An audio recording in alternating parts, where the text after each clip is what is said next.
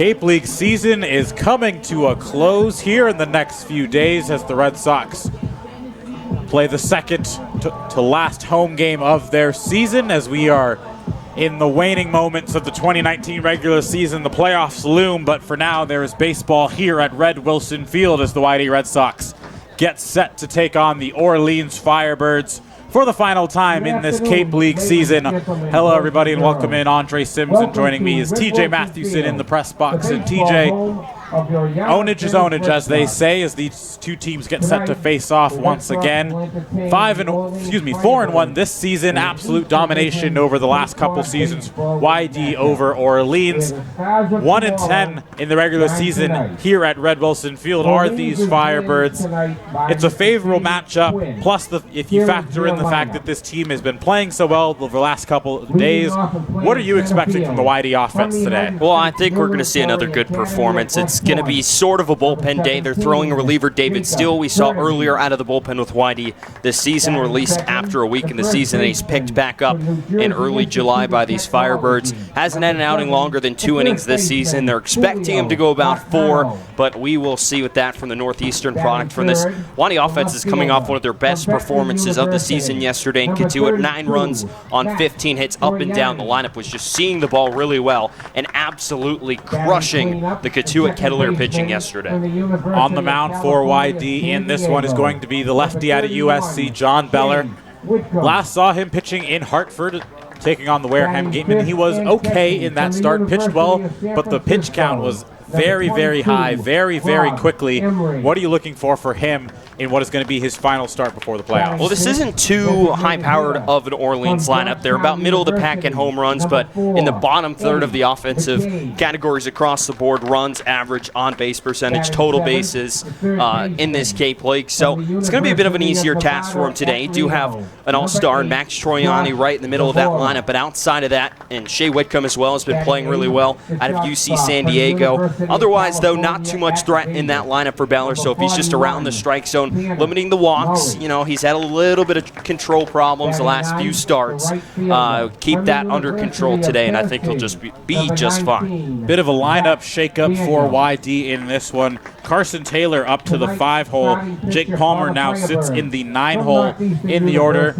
What do you like about those two moves from Scott Pickler? Well, we saw Jake Palmer yesterday. It was originally supposed to be Wyatt Young in the leadoff spot, and Jake Palmer gets moved into the leadoff spot right around first pitch. So we didn't even know about it on the broadcast until he stepped into the batter's box, and then comes on and then just gets right on base. It's just what you like. You have Jake Palmer at the bottom lineup. His job is to get on in front of your best hitters in Wyatt Young, Brad Beasley, Austin Wells, and Noah Campbell, who've all been tearing the cover off the baseball. And for Carson Taylor, moving up in the lineup, just a reward for hitting as well as he has. He's riding a 3-game hit streak after starting his Cape League career 0 for 14. He's had 2 home runs in the last 3 games, and it's really been seeing the ball well.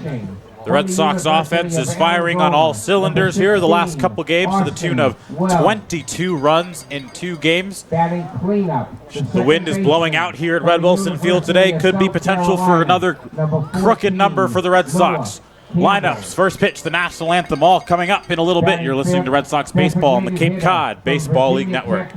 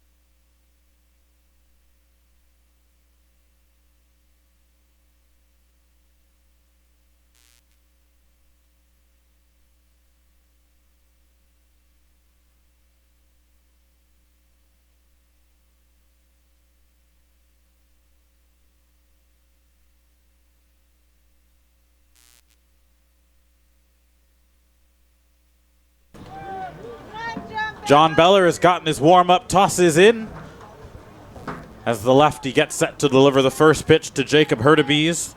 Leadoff man for Orleans as he first pitch swinging, skies one just off the infield dirt, and Wyatt Young settles underneath it to make the first out of the game. John Beller, one pitch, one out. The first baseman from New Jersey Institute of Technology, number 7, Julio Marcano. Julio Marcano now steps in, NJIT, New Jersey Institute of Technology. I don't remember who it was, but I believe there was someone like that sounds I remember what you're talking distinctly familiar. There was someone else that played. I don't know why New Jersey Institute of Technology is so distinct in my head, but I feel like there was another Cape League player that has gone there. Yeah, I know what you're talking about. I can't remember. Marcano playing first base today. Chops the 1-0 pitch down off of his ankle, and it's 1-1.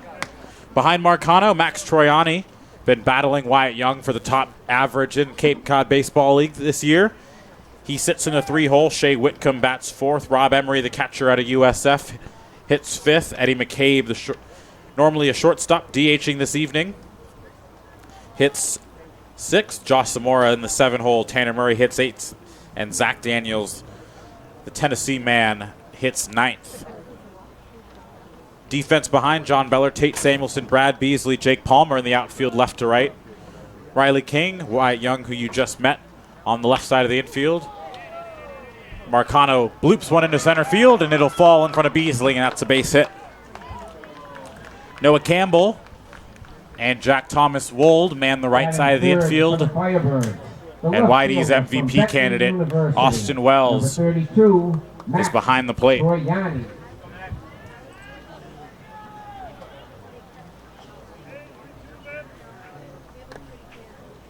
So Troiani steps in with the runner on.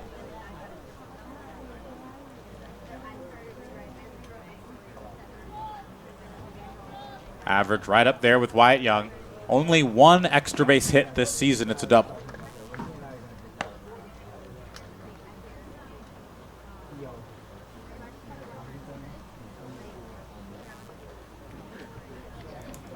YD enters this game on a 2-game winning streak after sputtering a bit, especially offensively, but the offense has exploded these past couple of days as it's now 1-1 to Troiani. 13 runs against Harwich a couple days ago on Saturday. And then 9 runs and a 9-1 win against Katuitt last night. 1-1. Troiani takes the breaking pitch downstairs, and it's 2 balls, 1 strike.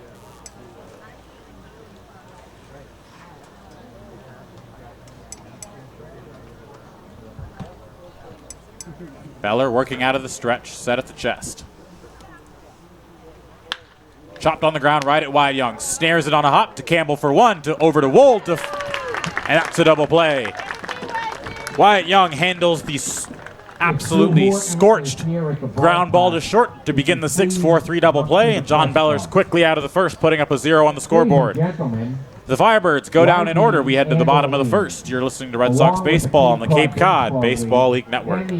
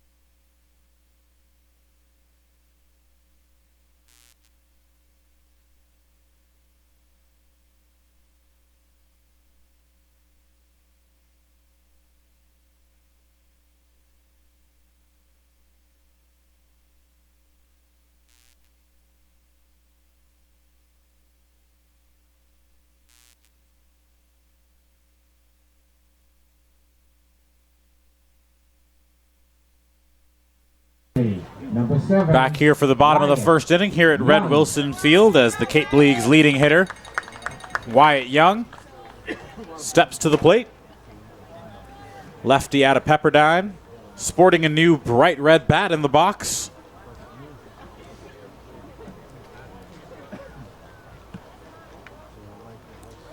Average sits at 352 for Young. As he takes a first pitch from Orleans starter David Steele. In there for a called strike, 0-1.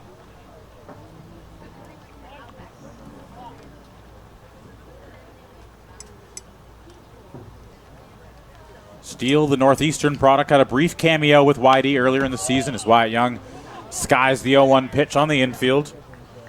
Tanner Murray underneath it. He'll put it away for the first out of the inning. Batting second, the center fielder from Cal Poly San Luis Obispo. Number 5, Brad Beasley now will stride to the plate.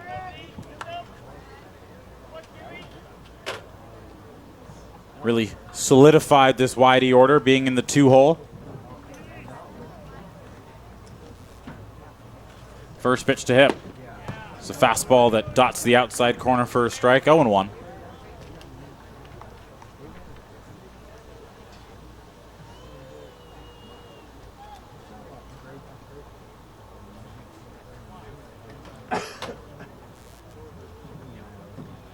A 1 pitch to the Cal Poly product.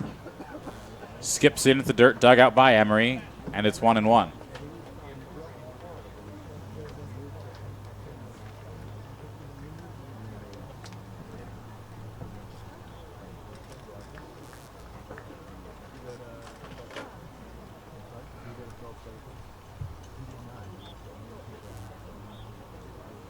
One pitch to Beasley. That's also in the dirt, and it's 2-1. This is Steele's 5th appearance. It'll be his first start. He's only thrown 6 total innings this season for Orleans. 10 strikeouts, 3 walks. He's given up 1 hit in those 6, so he's pitched well, but starting is a different animal. 3-1 now to Brad Beasley as he's now seen 3 fastballs miss low.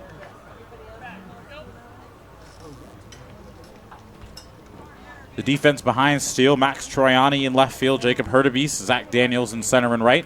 Josh Zamora, Tanner Murray on the left side of the infield, Shea Whitcomb, Julio Marcano on the right. And the mainstay behind the plate for Orleans, Rob Emery doing the catching.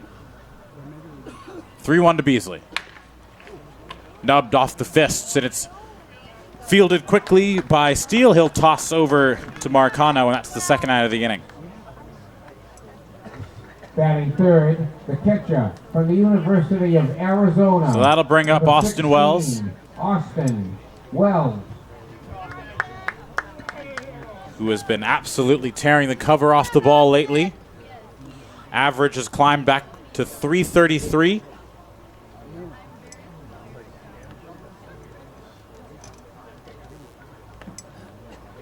That's tied with teammate Riley King for 5th in the Cape.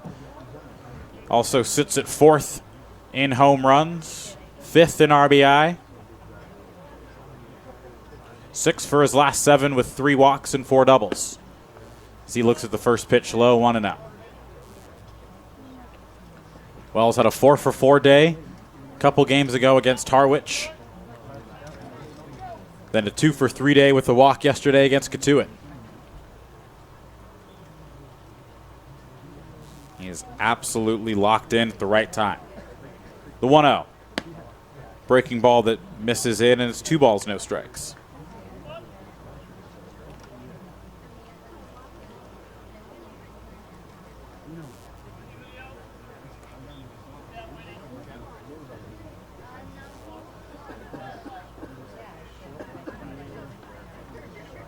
Wells could get a pitch to hit here. On a line, but right at Tanner Murray, and he'll glove it to retire the side.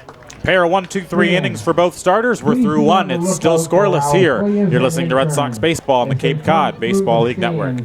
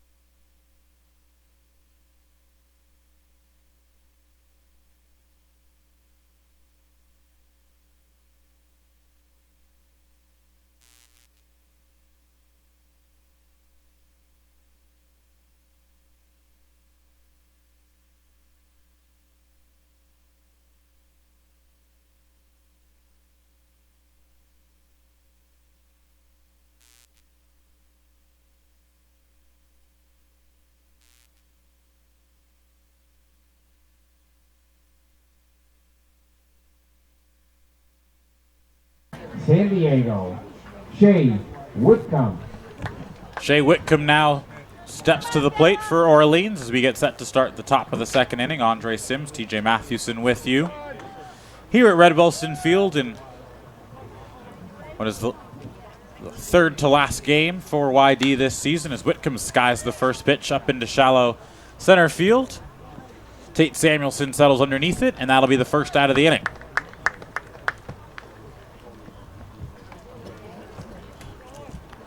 Four up for down for John Beller on the mound, and now Rob Emery strides to the plate. Rob Emery. Emery at .259 on the year. He's got 3 doubles, 3 home runs, 7 RBI. First pitch swinging, and he skies it back and out of play, and it's 0-1. Already, TJ, you can tell that John Beller's doing a much better job of attacking hitters and staying in the zone than he did in his last start against Wareham. Yeah, really been around the strike zone, going after this weaker Orleans lineup, so he has the flexibility to do so. Quickly 0-2 now to Emery, and that was one of the things, TJ, I think that really hurt him the most. He wasn't pitching bad per se against Wareham, but it was a lot of 3-ball counts. The walks plagued him, and that's what ultimately cost his day to be ended after 4 innings. 0-2. On the line, into center field. Beasley crashing quick. He's going to lay out, and it gets past him, and it'll roll to the wall. Emery will go to second, and he will stop there as the throw is a bit errant, but comes back into the infield. It'll roll to Riley King at third. And it's a 1-out double for the USF catcher. Well, Beasley gives it his all in center. Got a pretty good read on it, but he had too much ground to cover for him. Comes up about a foot short on that dive. It skips past him and gets all the way to the wall. A little surprised Emery didn't try and go to third, but a good throw from Beasley was right on line with Riley King at third on a couple of hops. So John Beller back into the stretch.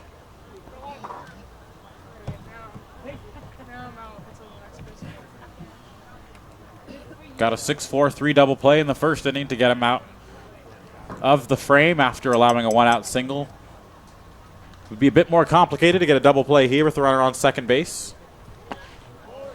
First pitch to Eddie McCabe is downstairs, 1-out.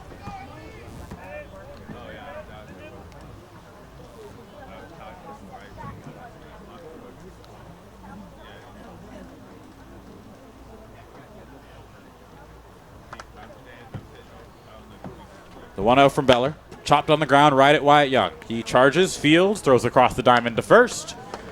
And that's out number 2. Wyatt Young was able to navigate around Rob Emery to charge and make that play. Batting 7, the third baseman from the University. So a fielder's of choice Nevada, for Eddie McCabe Camino. moves Emery up 90 feet. Number 8, Josh Zamora. And Josh Zamora will step in looking for the 2-out RBI.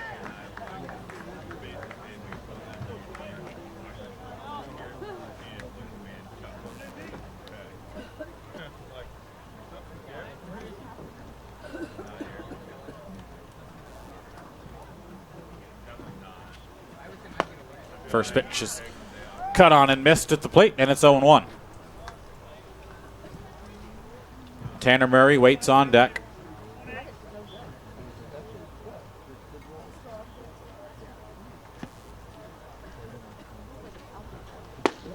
Quickly 0-2.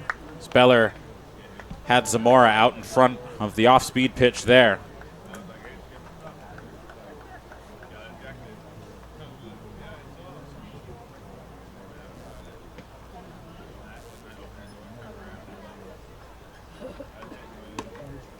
Oh, 0-2 pitch misses away.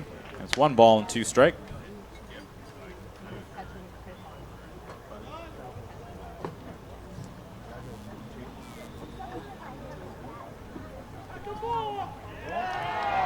And they're calling a balk on John Beller, which will allow Rob Emery to trot on home and score. And that's how the first run of the game is on the board. It's 1-0 Firebirds. John Beller must have just flinched. That's all. And that's all you need. And being at third just drops home easily in a easy first run of the game for Orleans.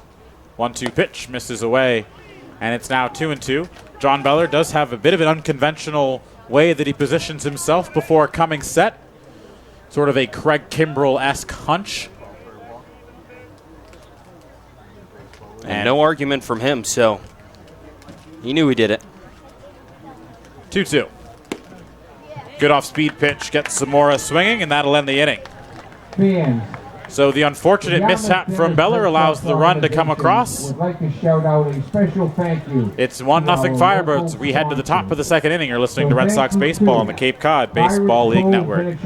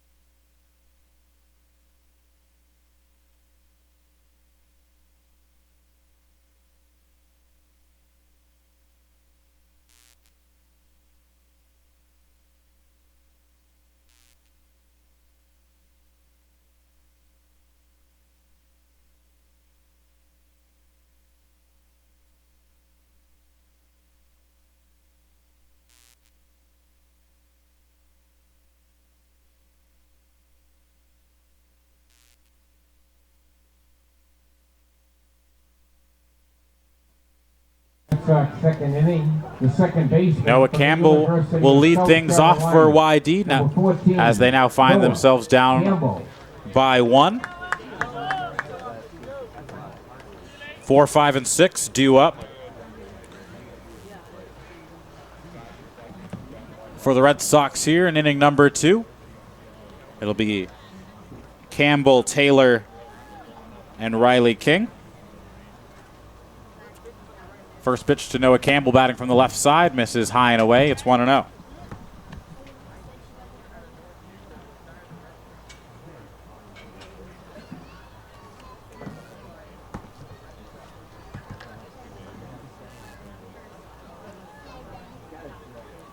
Pitch to Campbell incoming. Out in front of an off-speed pitch, and it's 1-1. Noah Campbell, second game back after missing a couple, after tweaking his ankle on a slide when the Red Sox were playing the Gateman in Hartford.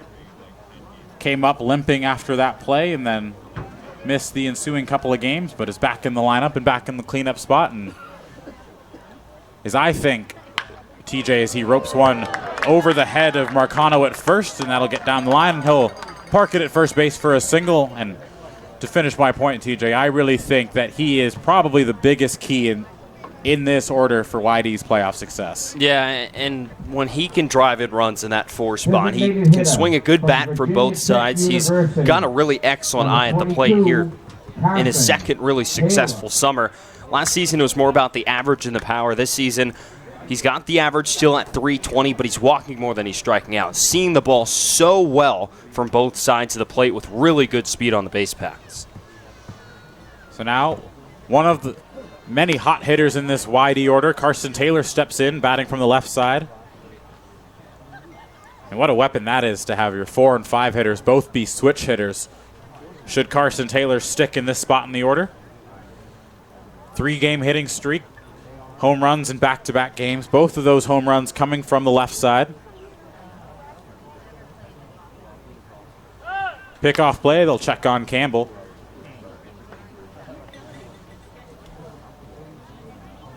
Carson Taylor, the Virginia Tech Hokie, teammate and battery mate of Red Sox great Ian Seymour. Seymour, of course, was at the game yesterday, not in uniform, of course, as his summer is done, but just coming to hang out with his buddies. 0-1 pitch to Taylor. That one's fouled straight back into the screen, and it's 0-2. Yeah, and Seymour just from Westboro, Massachusetts, so it's about 2-ish hours away from here. So if he chooses, make the trek down here to South Dartmouth through yesterday in Katuitt. Wouldn't be surprised to see him make another cameo come playoff time. We will see. I feel like he'd be a good person to have on the broadcast. 0-2 pitch to Taylor. Chased the high fastball, but got the bat to it and fouled it back. Still 0-2. About a week ago, we had John Beller on. Excellent interview. Today's starter for YD is quite the talker, but he knows what he's talking about.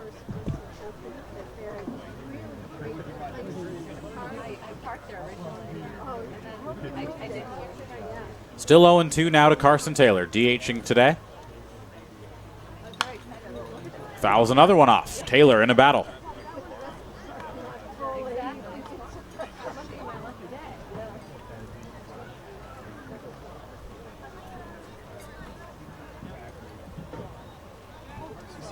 Noah Campbell sits on first base, led off the inning with a single. Riley King waits on deck. Another check on Campbell. He's back easily.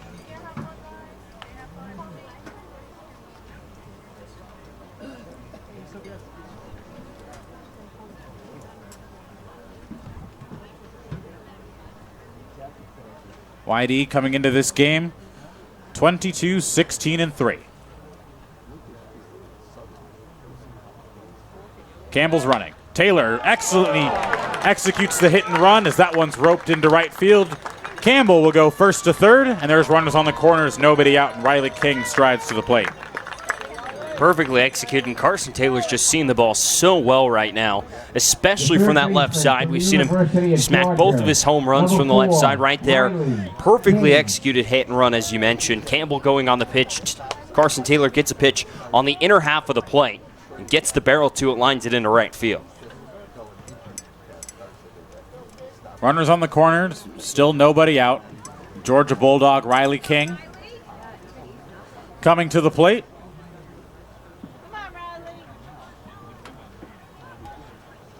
Haven't seen the power from Riley King in just a little bit.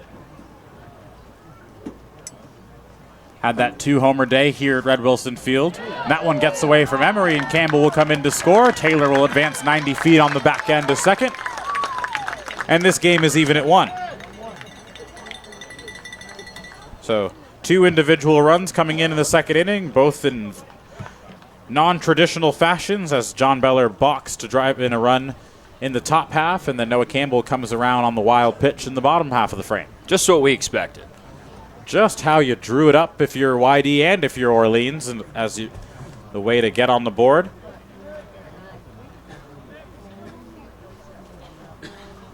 Riley King still stands in with an RBI opportunity. Ahead in the count, 1 ball, no strikes. Jack Thomas Wold waits on deck. The 1-0. Smoked foul up the third base line, and it's 1-1.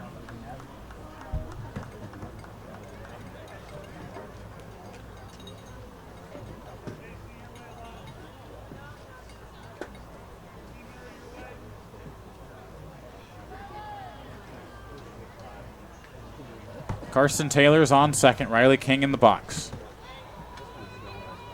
Steele in some early trouble. 1-1 pitch misses well outside, and it's 2 balls, 1 strike.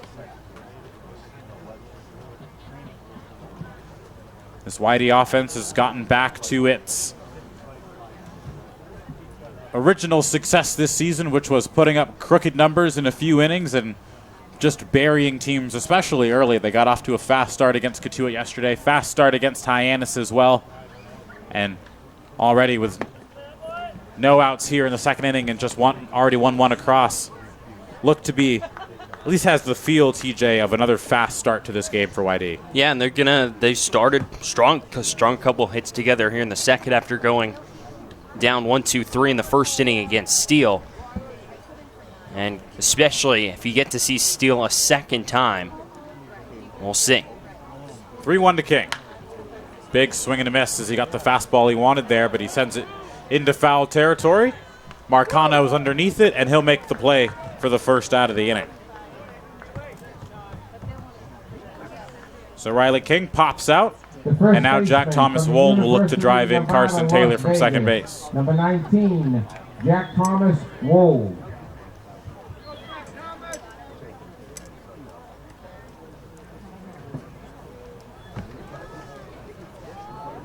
YD riding a 2-game win streak that snapped an 0-3-1 streak for them.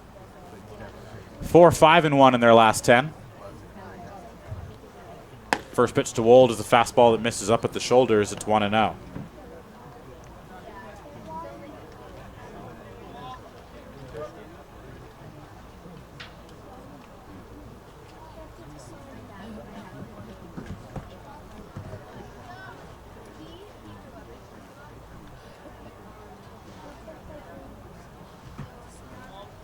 Pitch to Wold. Chopped on the ground, right side. Right at Marcano. He'll go to the bag to make the out. Carson Taylor moves up 90 feet to third, and now Tate Samuelson is tasked with driving him in.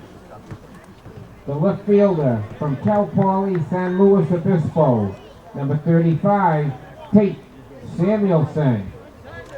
Tate Samuelson in left field this evening. Steps in, batting in the 8-hole.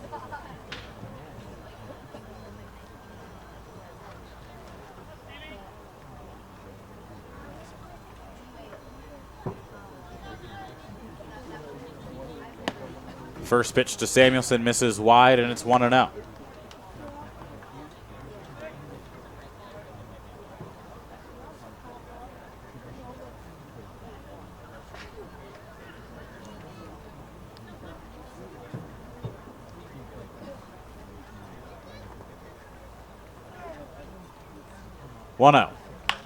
On the ground, right side. A little bit of a miscommunication there from the infield, and that one will be not in time. Samuelson beats it out. Taylor comes in to score, and it's 2-1 Red Sox. There was a miscommunication there between Whitcomb and Marcano as to who was going to field that. Whitcomb at second base kind of tailed off, thinking Marcano was going to get it. He then retreated to the bag, and Whitcomb was forced to slide and make a quick throw, but it wasn't in time to beat Samuelson, and Taylor scores. Marcano was going off to his right and looked like he was going to attempt to get it. And then he sees Whitcomb come into the picture, and he stops and turns around and heads back to the first base bag. I think Marcano had a better play on that ball than Whitcomb did. But Marcano ends up turning around and place a run, comes home to score. Jake Palmer, first pitch swinging, chops one up the middle to Tanner Murray. He goes the short way to Whitcomb, and that'll end the inning. The Red Sox respond with 2 runs of their own to retake the lead. It's 2-1 YD. We head to the top of the third here on the Cape Cod Baseball League Network.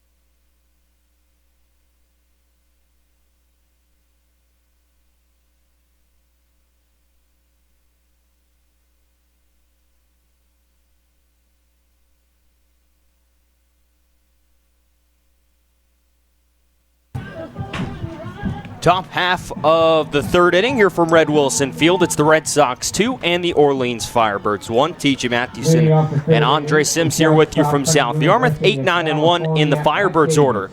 Set to come to the plate against John Beller. Faced one over the minimum through 2 frames. He's allowed 2 base hits. Got a double play to get out of a jam in the first inning. And then a 1-out double from Rom Emery in the second. He scored on a balk from Beller, the only run of the game for the Firebirds. Here's Tanner Murray, the shortstop. First pitch. Change up on the outside corner for strike 1. It's 0-1. Joseph Labella, the umpire behind the plate. Doug Isham at first and Jason Klump at third. Wyatt Young in the hole at short is shaded over to his right, protecting the pull side of Murray as he chops one towards that vacated mill. Young off to his right, fields, throws to first, and it's in time. Wyatt Young showing off good range. He was shaded over the other direction, but comes back towards the middle of the infield, fields that high chopper on a couple of hops, and then fires a dart to first in time to get Murray for the first out. So Zach Daniels, the Tennessee product, will step in. He has not had much success at the plate this summer, hitting just 174. So Daniels will dig in. First pitch swinging. He swings up past a fastball from Beller, and it's 0-1. Daniels, the outfielder, 6'1", 190 pounds. The starting right field for Orleans today out of Stockbridge, Georgia. The 0-1. Change up, called a strike again right at the knees. Perfect placement down and in from Beller, and it's 0-2. Beller likes to use that change up against righties. So the breaking ball will break into right-handers. It's better when it breaks away. 0-2. Fastball, swing, and a miss, strike 3. Labella says that Daniels went around. Beller not the hardest thrower on the mound. Fastball anywhere from 86 to 89. But he changes the eye level at Daniels. He goes changeup at the knees, and then fastball right at the letters. Daniels thinks it looks good, and then cuts right through it for the second out, and the second strikeout of the game for Beller. So Jacob Hurtubise, the center fielder out of West Point. First pitch, fastball, dots the outside corner. It's 0-1. Having a successful summer for Orleans. 280, 3 doubles, a triple, and 2 runs batted in the leadoff spot. And the 0-1 from Beller. Fastball fouled off third base side, and it's 0-2. So far for Beller, 19, now 20 strikes across 6 balls. Here through 2 2/3. Looking to make it 21 strikes right here, 0-2. Change up, swing and a miss, strike 3. 27 pitches for John Beller to get through 3 frames. He's kept the Firebirds scoreless and faced just 1 over the minimum through 3 Orleans times at the plate. Well, it's the bottom half of the third. It's 2-1 Red Sox here on the Cape Cod Baseball League Network.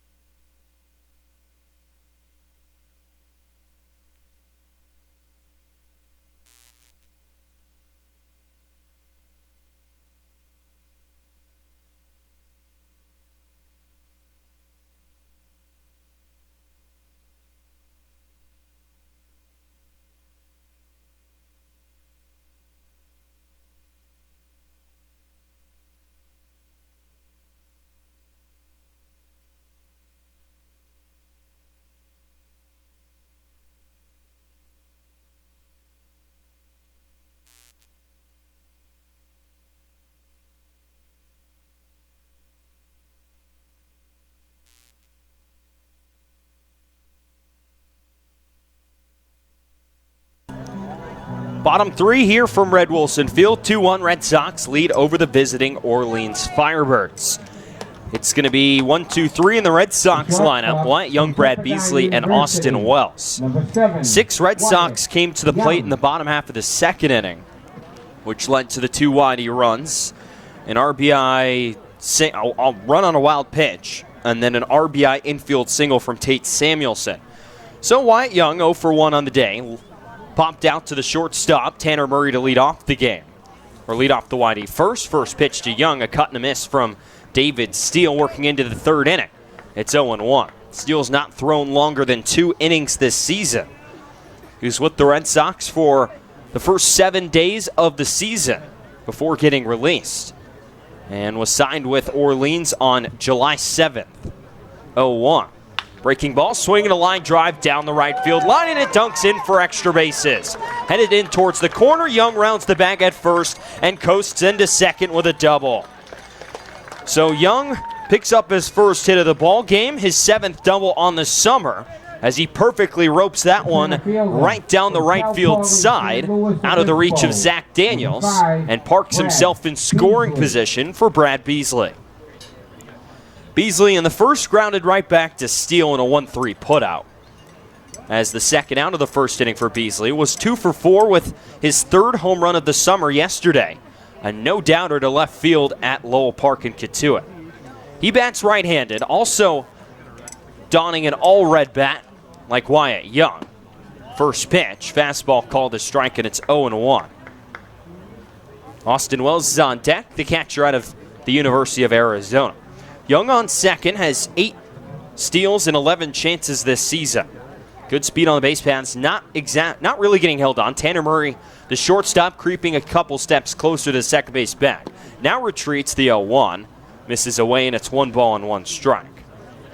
Steele now at 32 pitches working here in the third. As I mentioned, hasn't really pitched more than 2 innings this season with the Firebirds, and when I'm heard, Jamie Quinn is expecting him to go 4. Kelly Nicholson not managing the Orleans Firebirds today. 1-1 to Beasley, swinging, it's fouled back, makes the count 1-2. Nicholson was ejected yesterday in the 2-2 tie against Brewster. So per Cape League rules, manager gets ejected, he's going to have to sit out 1 game. And Nicholson is doing that today, so Jamie Quinn, assistant coaches for Orleans, has been with the team since 2016, is doing the managing duties today.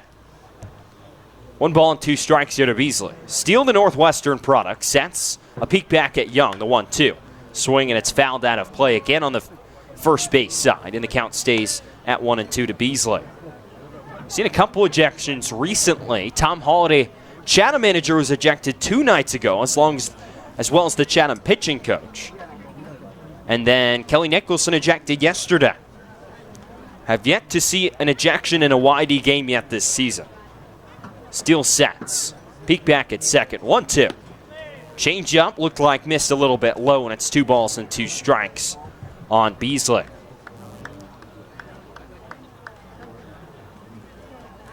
So Steele originally on YD, as I mentioned, the junior out of Northeastern. Spent 3 seasons at Northeastern as a spot starter / long man out of the bullpen. 2-2 to Beasley. Fastball popped up, foul territory, first base side. Marcano gives it a look and watches it drop foul. And the count stays even. So 16 of 20 outings this spring at Northeastern were longer than an inning.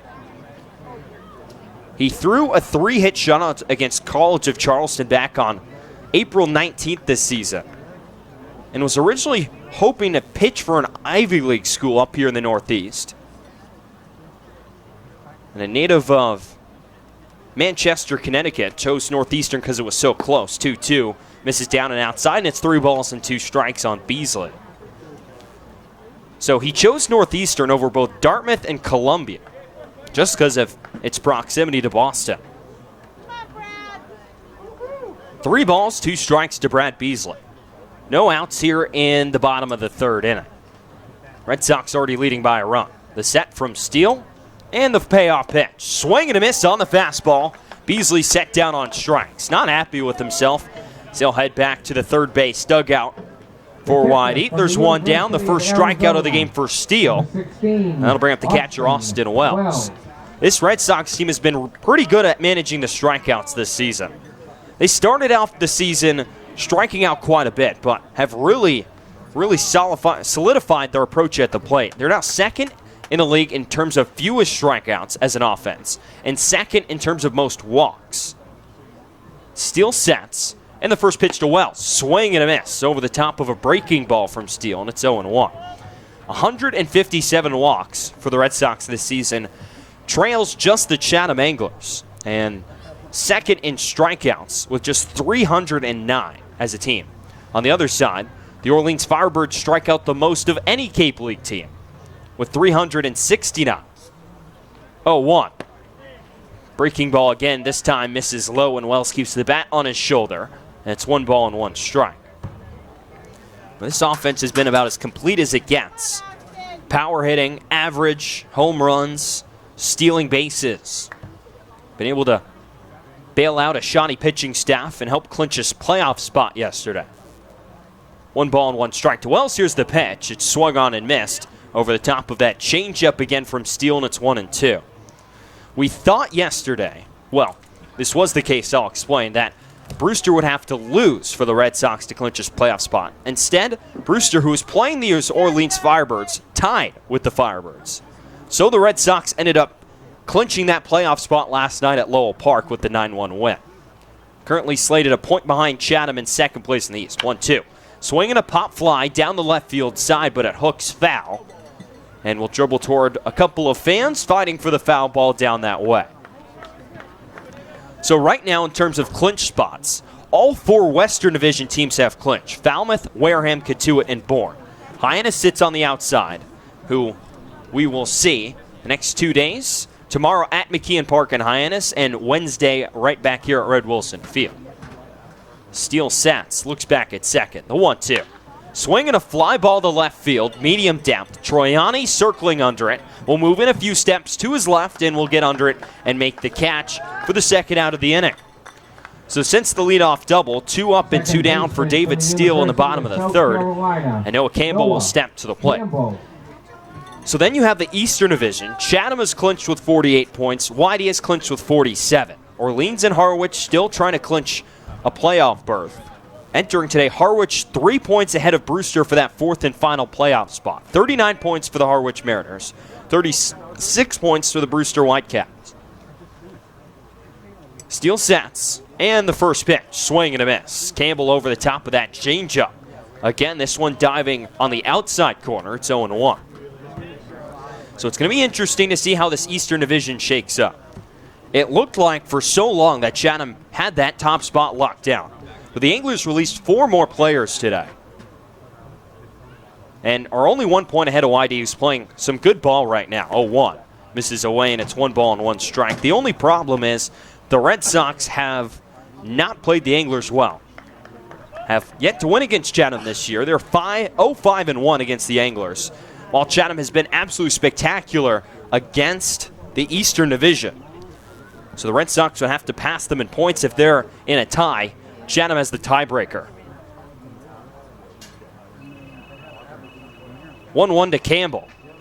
Change up, swing and a miss. Red Sox cannot figure out that pitch in this 3rd inning. And it's now 1 ball and 2 strikes on Campbell.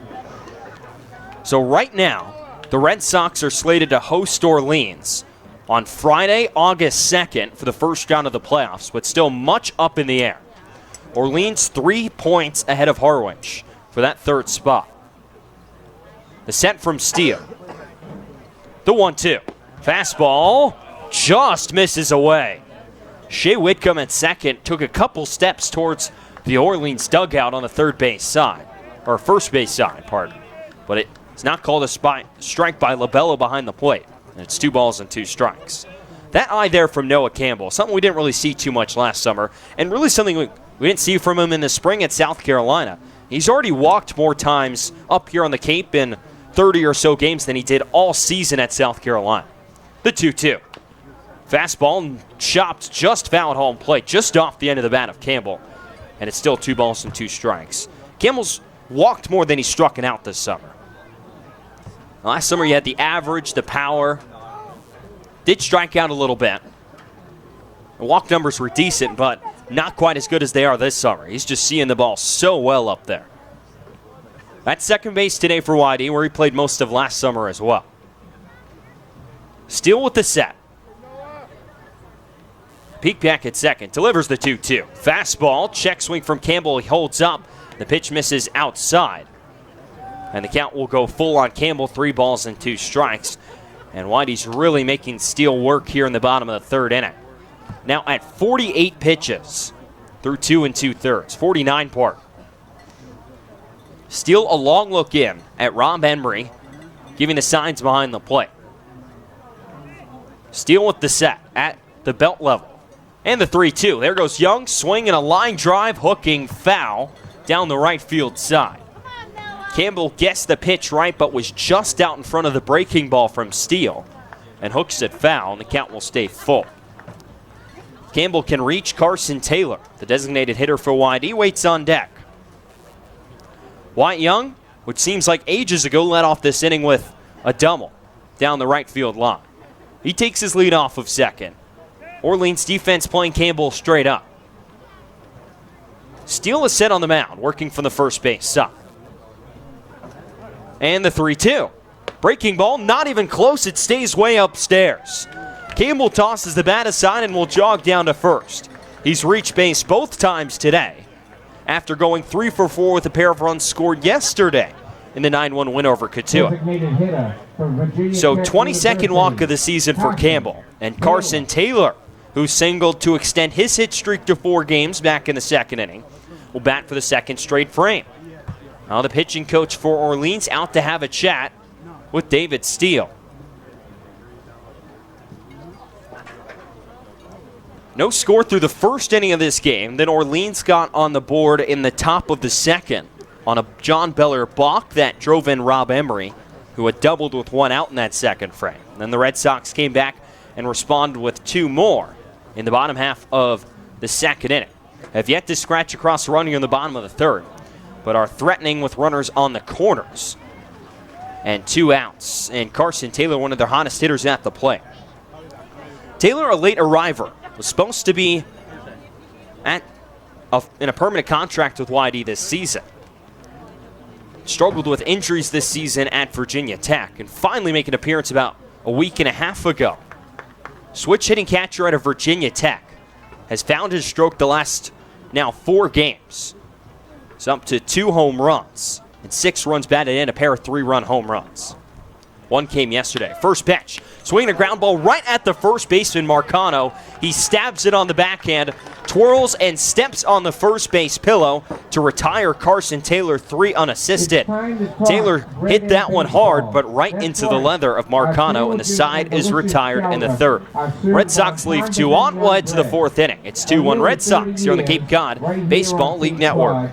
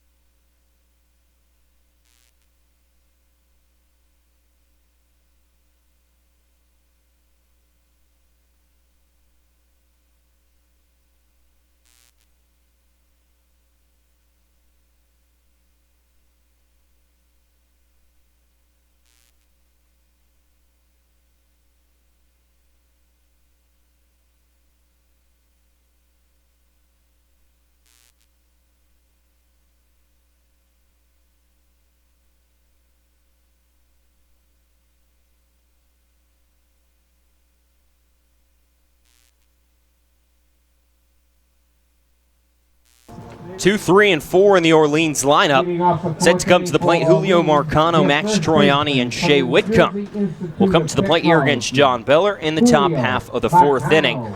Beller has kept the Orleans Firebirds to just 1 run on 2 hits. As Marcano will step in, the first baseman out of the New Jersey Institute of Technology. First pitch from Beller, swinging, and it is Marcano. He skies it high into left field, medium depth for Tate Samuelson. Walks in a couple steps and squeezes the mitt and makes the catch for the first out of the inning on the first pitch. Beller's been very efficient with his pitch count so far. Now at 29 pitches. Now 1 out here in the 3rd inning. So Max Troiani, one of the top bats in this Cape so far, average-wise. First pitch to the Bentley product, catches the strike zone. It's 0-1. Troiani, a really interesting story out of Bentley. Turned down a high-profile internship to come play Cape Cod, in Cape Cod, as the 0-1 is fouled back and it's 0-2. So a D2 guy gets a temp contract with Orleans earlier on this season. At this time, he has this high-profile internship at a bank, being a banker. It's the 0-2 from Beller, fastball well up and outside, and it's 1-2. To be a banker, making plenty of money there. And got the invitation. Some Yankee scout talked to Kelly Nicholson, Orleans manager, to give him a temp contract. And he did. Came up here to play as the 1-2 was swung on and missed for strike 3. Troiani down in strikes, he's 0 for 2. 4th strikeout of the game for Beller, and there's 2 down here in the 4th inning. But he turned that down. So he plays the 2 weeks here on Cape Cod, and he's got this decision to make, whether to stay up here on the Cape or to go back to this great internship that he has. And he said that Bentley usually likes their students to have 2 internships before they graduate and get themselves ready for the real world. And Troiani had that. And he had a choice whether or not to take this internship or play on Cape Cod. And what he really said it came down to was, I can sit behind a desk for the next 50 years of my life, or I can spend the next weeks playing in the Cape Cod Baseball League. And at the time, he was hitting really well. So it was a hard decision for him to make, but he made it. Starting center fielder in the All-Star game for the Eastern Division. And I think it turned out all right for him. So here's Shea Whitcomb. Back-to-back D2 products in the lineup for the Firebirds. Watches a strike on the outside corner. And it's 0-1.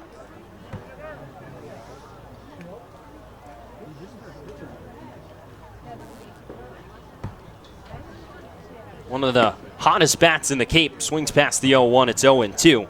Does Whitcomb out of UC San Diego, D2. And we mentioned Troiani, D2, having a .328 average, 7th in the league, with an on-base over 400. Whitcomb's having a great season, too. He's got 7 long balls and hitting over 300. As the 0-2 misses outside, it's now 1 ball and 2 strikes here on Whitcomb. 8 doubles, 7 home runs, 15 RBIs, and an OPS over 1,000. With some of the best D1 baseball players in the country. And outdueling them. 1-2. Swinging a chopper right down the third base line, but it hooks foul. And the count's 1 ball and 2 strikes. And that's just the kind of stories we love to see up here on the Cape. Get the opportunity on a temp contract and make the most of it, which these 2 guys, Troiani and Whitcomb, have done.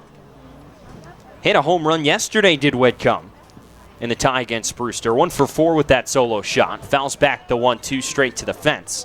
And it stays at 1 ball and 2 strikes. He's hit 3 in his last 6 games.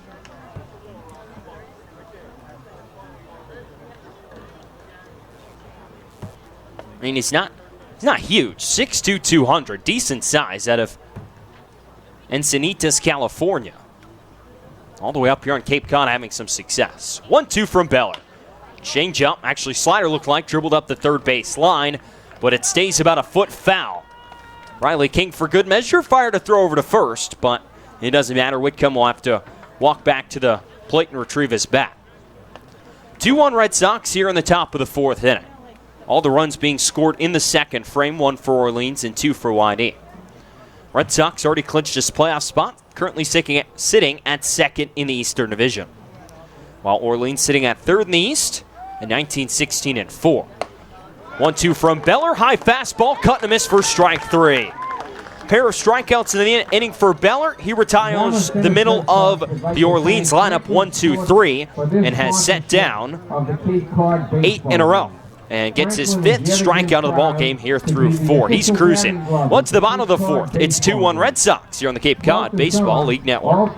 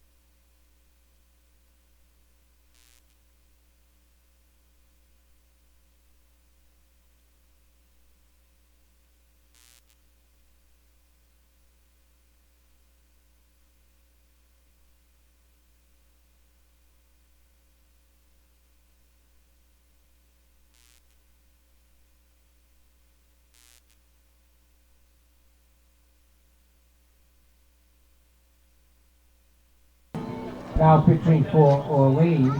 Bottom of the 4th inning here from Red Wilson Field. Riley King, Jack Thomas Wold, and Tate Samuelson set to come to the plate, face a new pitcher out of the bullpen. It's the sophomore out of Michigan, Angelo Smith, in relief of David Steele, the Northeastern righty. 3 innings, 4 hits, 2 runs. They were both earned, 1 walk and 1 strikeout. Going to get a look at Smith, 5'9", 165 pounds. And his 7th appearance of the season as Riley King lines the first pitch into right field for a base hit. So first pitch swinging, Riley King lines one over the second baseman Whitcomb's head and whizzes it into right field for a leadoff single. And the 3rd straight inning the Red Sox have gotten a leadoff base hit. So Jack Thomas Wold will step up. .250 average on the season for Wold. 3 home runs and 20 runs batted in. 0 for 1 on the day. Fielder's choice, grounded into a fielder's choice in the 2nd inning. First pitch, swinging, it's fouled back from Wold, and it's 0-1. So Smith with the Firebirds this summer. 0-1, a 4.15 ERA. As I mentioned, his 7th appearance, 8 2/3 innings. 10 strikeouts, 4 walks, and has given up 7 hits in those 8 2/3. Lefty sets, 0-1. Swinging a soft looping line drive left center field. Over is the center fielder Hurtubise. He'll make the catch in the gap in right center field. It looked like Wold got that one off the end of the bat, and it carried a little bit out into medium depth left center. That Hurtubise with good speed and center tracked down made the catch for the first out. So Samuelson will come up. The left fielder for Whitey today is 1 for 1, infield single, and drove in a run back in the 2nd. 1 of 2 runs driven in that inning.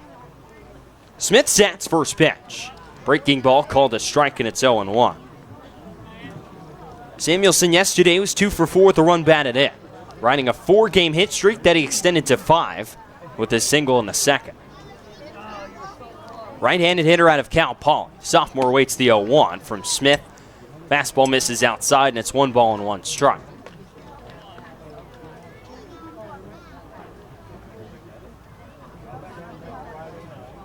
Riley King will lead off of first. 3 for 4 on stolen bags this summer. Smith looks that way. There goes King to swing and a ground ball, diving past Josh Zamora at third and into left field. King will hold up at second. And Tate Samuelson executes the hit and run. Grounds one right past Zamora at third, and there's 2 on and 1 out for YD, and Jake Palmer will come to the plate. Palmer swung at the first pitch his last time up, grounded into a 6-4 fielder's choice. Was inserted late into the lineup yesterday in the leadoff spot for Wyatt Young, where he reached twice atop the YD lineup. Walked and scored a run. His on-pace percentage this season, .463. He's just hitting .267, but that .463 on-base percentage is no mystery why he's batting 9th in the lineup. So he can get ahead of the guys like Wyatt Young and Austin Wells. First pitch, breaking ball, catches the strike zone from Smith. It's 0-1. He's walked more than he's struck out this summer. 19 walks, 11 strikeouts. Not a big power guy either, just 2 extra base hits. When you need a guy to get on base, Palmer a sure bet to do so. The 0-1 from Smith. Fastball called a strike on the outside corner. It's 0-2. Smith so far 7 strikes, 1 ball. Out of the bullpen for the Orleans Firebirds. Tanner Murray shaded behind Riley King out at second base. Smith sets 0-2. Curveball chopped out towards second. Whitcomb shovels to second for 1. Return throw to first in time to get Palmer. 4-6-3 double play. The second time that Palmer's retired today. And the Red Sox strand 2 base runners here in the 4th inning. The pair of singles are left on the base paths. Well, to the 5th inning. It's 2-1 YD here on the Cape Cod Baseball League Network.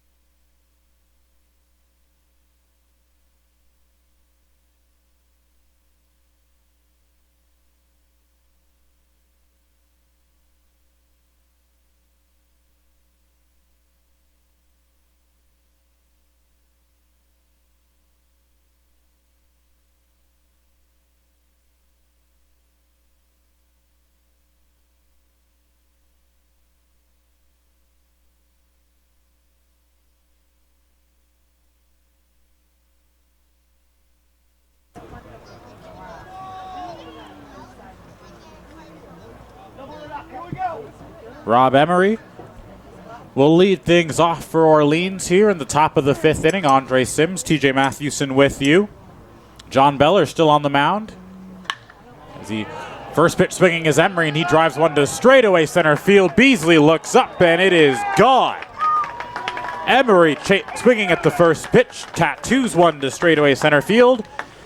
And it's even at 2 as he rounds the bases.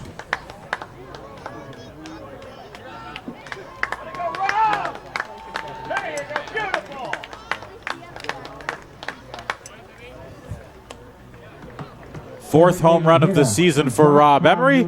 Ties this game up at 2. After seeing Beller the first time up, gets an idea that he's probably getting a first pitch fastball, and Beller leaves it right over the middle of the plate. And by the sound off that bat, Emery did not miss it at all. Certainly did not, as that one was well into the trees. Brad Beasley drifting back merely only as a courtesy look, but that was well gone. 1-0 now the count to Eddie McCabe, DHing this evening. Now he's quickly behind 2-0. Down in the wide E bullpen, Chase Walter now beginning to stretch. As John Beller, who would look good through this one, suddenly now finds himself no longer in position for the win.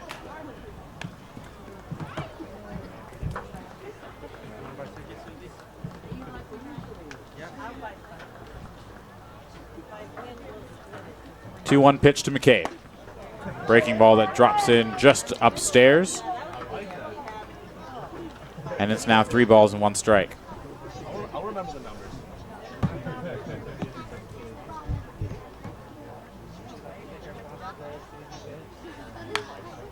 3-1 pitch is fouled back and out of play, and the count is now full.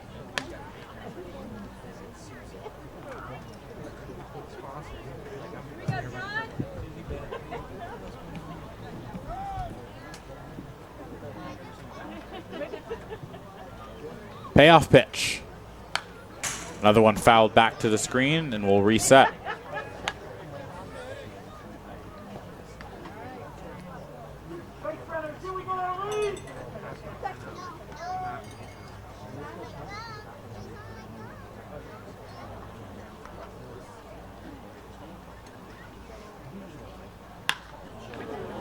That one skied into center field. Beasley's underneath it, and he'll put it away for the first out of the inning.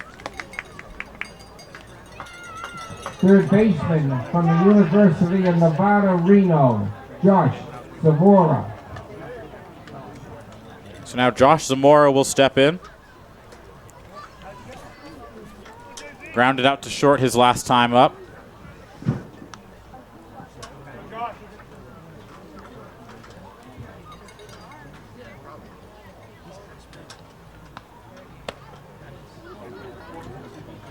First pitch to him misses away, and it's 1 ball and no strikes. 2-2 our score now at Red Wilson Field. Andre Sims, TJ Mathewson with you as the Red Sox are now tied with the Firebirds after the Rob Emery leadoff home run to begin this inning.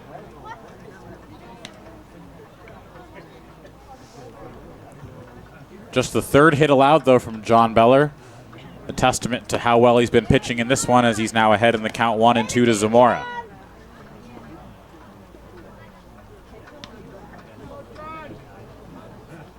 And while that certainly wasn't a Red Wilson special, a bit of a bad break for John Beller.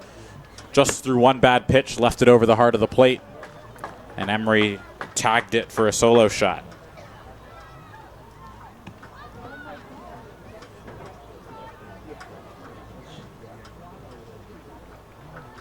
Two and 2. Chopped on the ground, right back to Beller. He'll field it, take his time, go over to Wold at first, and that's the 2nd out of the inning.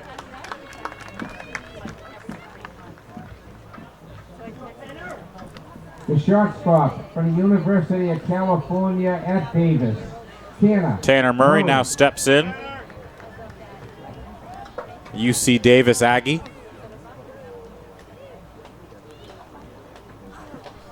Up there in farm country in between the Bay Area and Sacramento.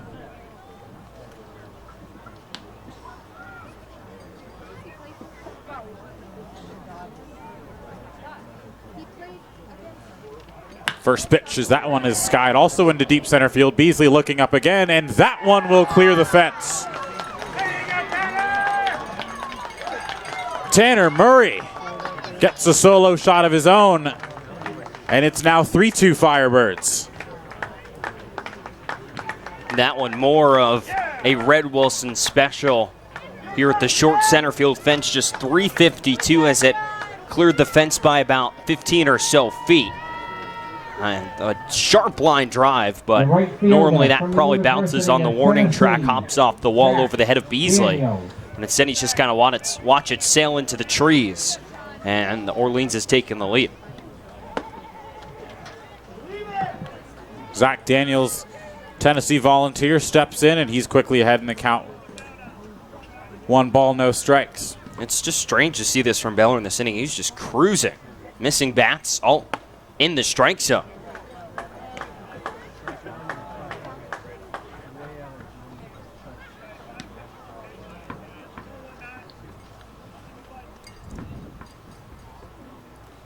Daniels ahead in the count 2-0.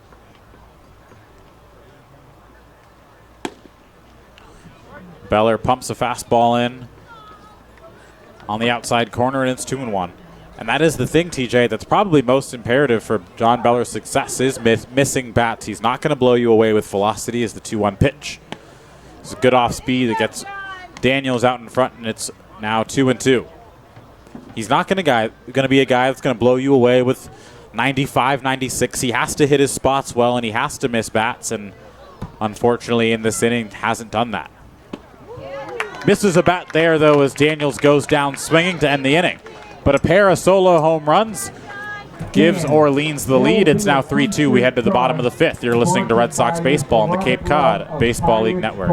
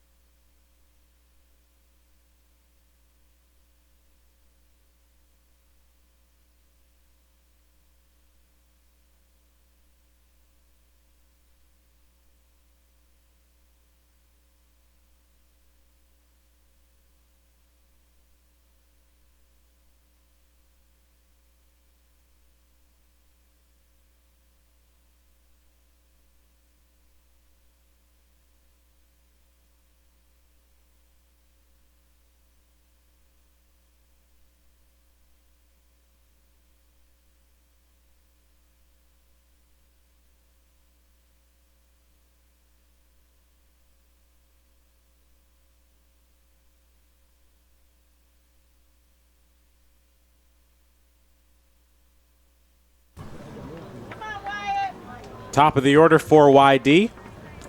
Wyatt Young, Brad Beasley, and Austin Wells set to come to the plate here as they look to bounce back from the 2 spot to pick up their pitcher, John Beller.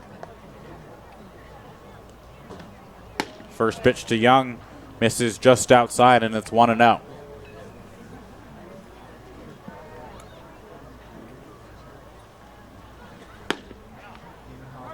Pitch, similar spot, but this time called a strike, and it's 1-1. I imagine Angelo Smith on the mound, TJ, is a tough person to hit. He's got a bit of a deception, really turns his back all the way to you as Young sprays one the other way on the ground. Tanner Murray across the diamond, strong throw to get him. So Wyatt Young grounds out to his opposite shortstop. Center fielder from Cal Poly San Luis Obispo. That's the first out of the inning, and Brad Beasley steps in.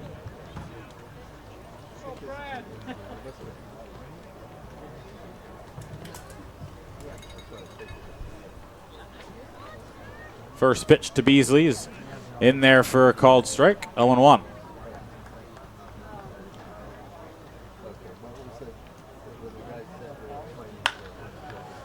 A 1 pitch is skied into shallow right field. Daniels coming over towards the line. He'll make the play about 1.5 yards from the right field line. That's the second out of the inning. From the University of Arizona, number 16, Austin Wells. Austin Wells now will step in. 0 for 2 on the day.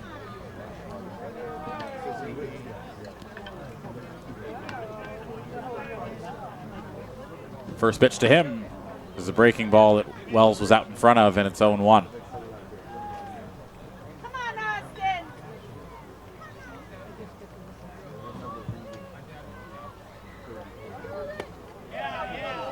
couldn't quite keep his hands back on a similar pitch, and it's 0-2.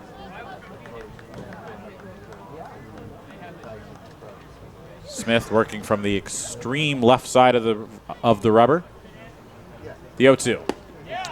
3 pitches, 3 breaking balls, and Austin Wells is down swinging, and it's a 1-2-3 inning for Angelo Smith. We're through 5 full at Red Wilson Field. It's 3-2 Firebirds. You're listening to Red Sox baseball on the Cape Cod Baseball League Network.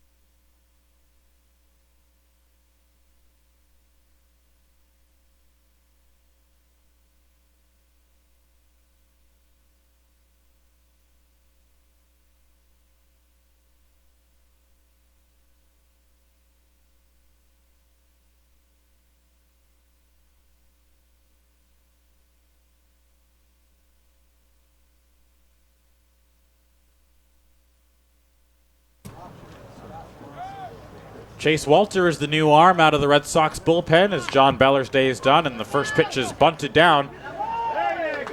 Miscommunication as to who was going to pick it up between Austin Wells, Riley King, and Chase Walter.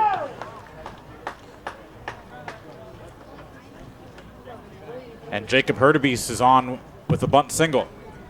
The first baseman from New Jersey Institute of Technology, Julio Marcano steps in. Julio Marcano.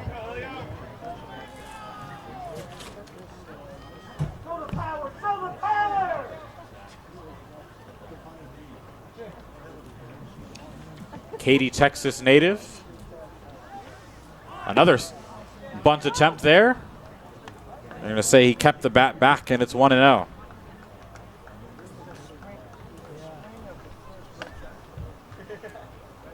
Hurtubise and his great speed out of Army are on first base. Chase Walter quickly out of the stretch. Squares to bunt again.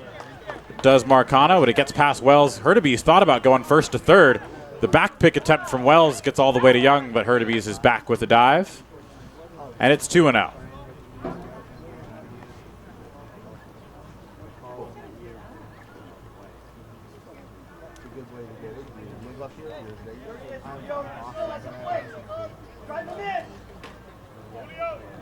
So some quick trouble for Chase Walter out of the pen as there's now a runner on second. And a 2-0 count now to Marcano in the 2-hole. Marcano singled back in the first inning, but then was erased on a 6-4-3 double play. He does get the bunt down this time. Walter will field, go to first. So a productive sacrifice for Marcano.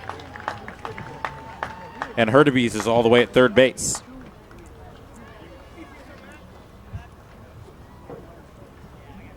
The left fielder. So now Max Troiani steps in. Max Troiani.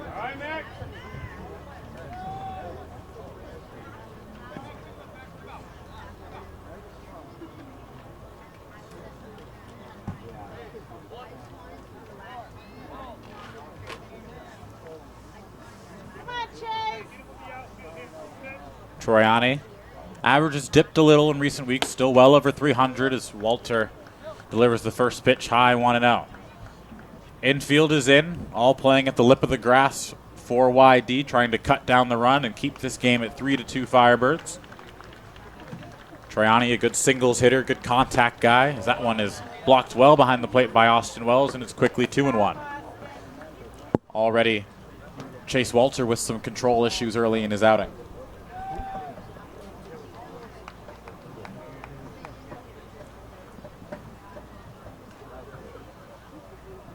Hurtubise almost certainly scores on a fly ball to the outfield as that one's ripped into left field, and that'll get down for a base hit. Hurtubise is in to score, and it's 4-2 Firebirds. It's more or less what Troiani's done all summer. Now 42 hits, 41 singles for the Bentley product, but hit it in that spot every time. I'm pretty sure 100% of the time that'll be a base hit. He does his job and extends the Orleans lead to 2 runs. Get him on, move him over, get him in. That's the formula for baseball at its core, and the Firebirds have executed that to perfection with the 1, 2, 3 spots in their order. That's literally the situation that these teams will often do in BP in one of their rounds. And it's now 1-0 to Shea Whitcomb. I'm going to credit Josh White for this nugget of information. He told us pregame as we were talking that Shea Whitcomb leads the Cape League in home runs for players not from a Division I school. The 1-0. That one dots the inside quarter on the breaking ball, and it's 1-1. Our most home runs by a non-Division I athlete since they've kept track of stats dating back to 2000, I think. It seems odd to me that they didn't keep track of stats before 2000. I don't have the technology. I suppose, but... Runner goes. Wells from his knees down to Campbell, but it's wide. And Troiani swipes second. That was a pretty good throw from Wells. Maybe a little bit tailing back to the first base side of second base. But Campbell in a little bit of an awkward situation to come back and get that. So ended up not being in time to get Troiani. Whitcomb did swing and miss on the pitch. So it's now 1-2. Wind has died down a little here at Red Wilson Field. Swing and miss over the top of the breaking ball, and that's a big second out of the inning for Chase Walter. The catcher from the University So Rob of Emery San will step in. Francisco, Rob Emery. Hit a solo shot to tie up this ball game to lead off the 5th inning.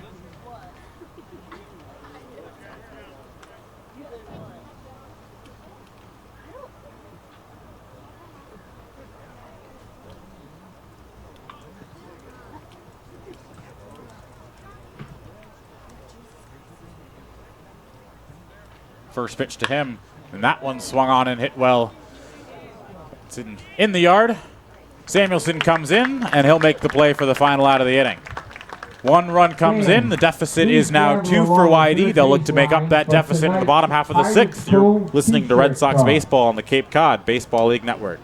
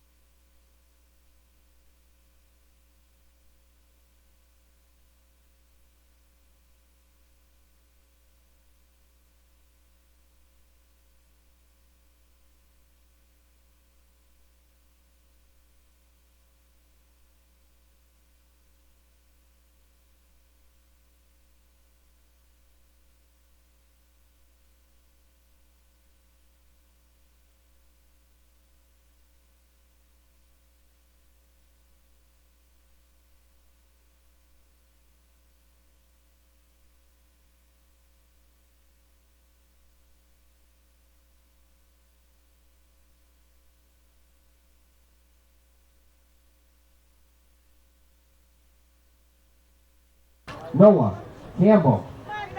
Noah Campbell on to lead things off. 4, 5, and 6 for the Red Sox.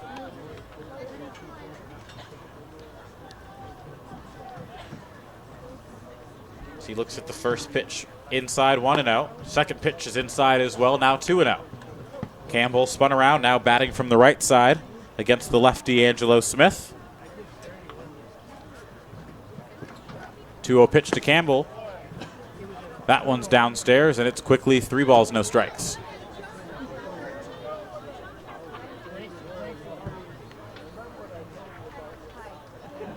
Take signs on, wasn't close, and Campbell's on with the leadoff walk. Exactly the start you want if you're YD, looking to make up this 2-run deficit.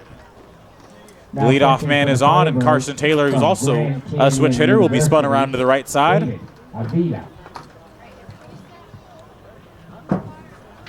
At the plate, designated hitter from Virginia Tech University. Rob Emery's day is done behind the plate. Taylor.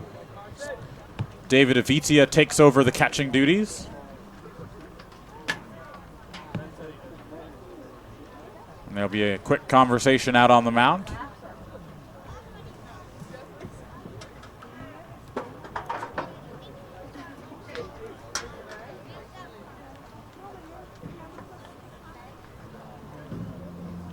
Taylor singled and scored a run back in the second inning.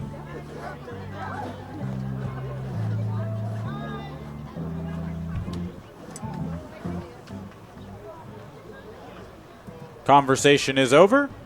Avitia heads back to his spot. No Kelly Nicholson in the dugout today for the Firebirds. He was ejected from yesterday's ball game. Thought we might see an ejection in our game as Mike Roberts was irate. In peak Mike Roberts form as Taylor on the ground to short, to second for 1, over to first. Just barely kept the foot on as Marcano almost took it off early there on the catch, but it's a 6-4-3 double play. And the leadoff walk is erased. From the University of Georgia, Riley King. Riley King will step in now.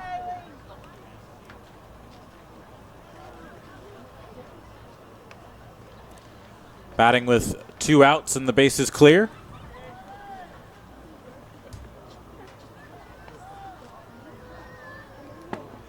First pitch to him is an off-speed pitch that drops in for a called strike, 0-1.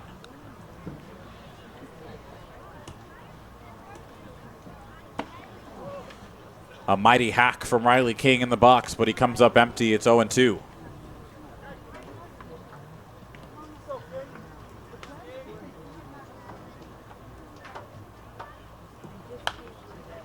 The 0-2 pitch is rocketed foul and out of play. Still 0-2. Sun begins to set here in South Yarmouth. Shadows starting to creep over the infield.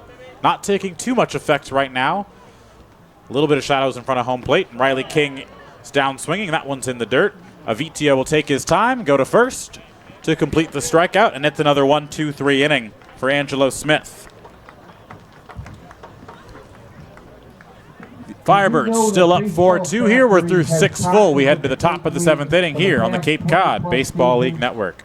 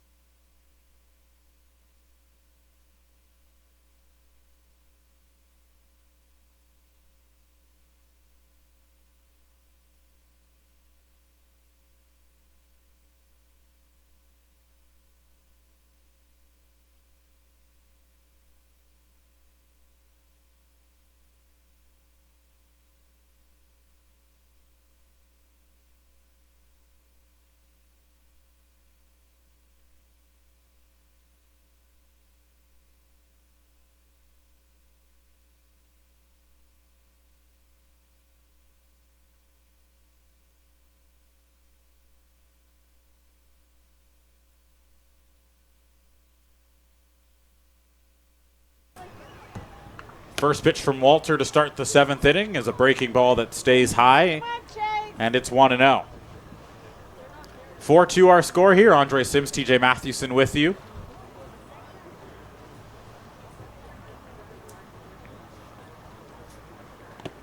And it's now 2-0 to Eddie McCabe leading things off for Orleans.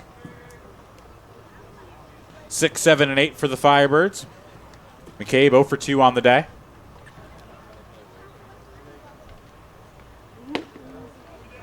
Kept his hands back. The appeal to first. No, he did not, says first base umpire Doug Isham.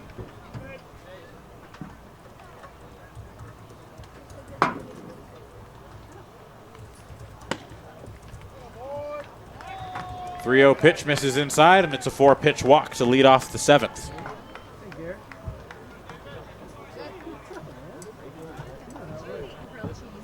Now batting from Grand Canyon University, number 20, David. David Avitia in now.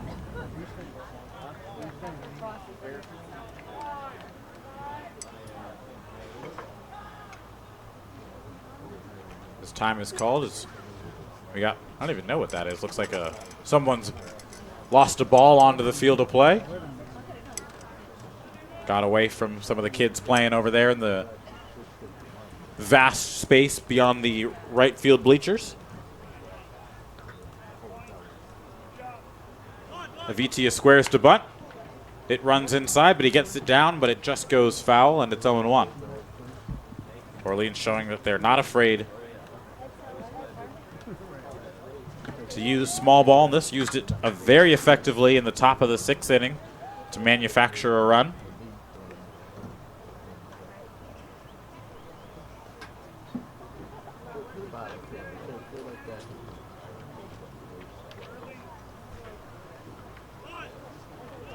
Squares to bunt again. This time Avitia gets it down, but it will roll foul once again. Orleans doesn't like that too much. That Chase Walter kicked it, but it was already foul when he did. Here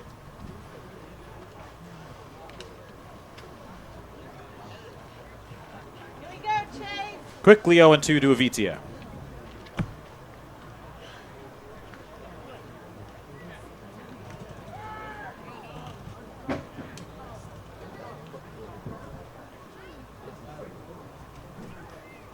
Squaring to bunt with 2 strikes. This one is wide. The back pick from Wells, and he's got him. Eddie McCabe caught sleeping, too far off the bag. Austin Wells got a good pitch to throw on and rifled it down to Jack Thomas Wold to get the back pick. McCabe really thought Zamora was going to get that bunt down. Like, really thought he was. Way to be, Austin.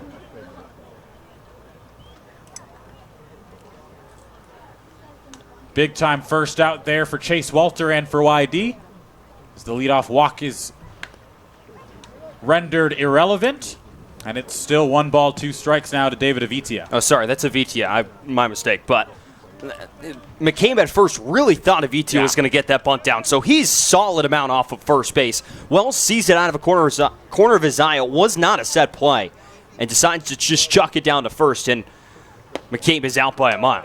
1-2, got him swinging. Avitia is down. And to your point, TJ, it was, like you said, it wasn't a drawn-up play. Austin Wells had to take a second to realize just how far McCabe was off the bag, and then still get the throw down there and still got him, and that just shows how far McCabe was. He was about a third of the way to second base there on that play.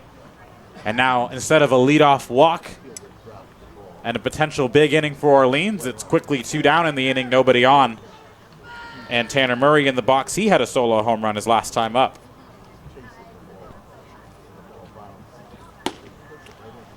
First pitch to him is a called strike, and it's 0-1.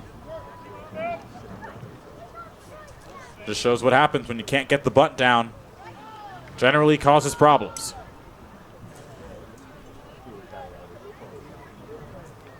Murray bats from the right side. Nobody on, 2 outs. Chopped up the middle. Campbell on the backhand, unable to field it cleanly. It gets under his glove, and that's a base hit for Tanner Murray, his 2nd of the game. That's one of those plays, TJ, where you can still kind of tell that sometimes Noah Campbell isn't quite comfortable at second base. Wasn't exactly fluid on that play. Tough play to make, of course, but just barely sneaking under the glove.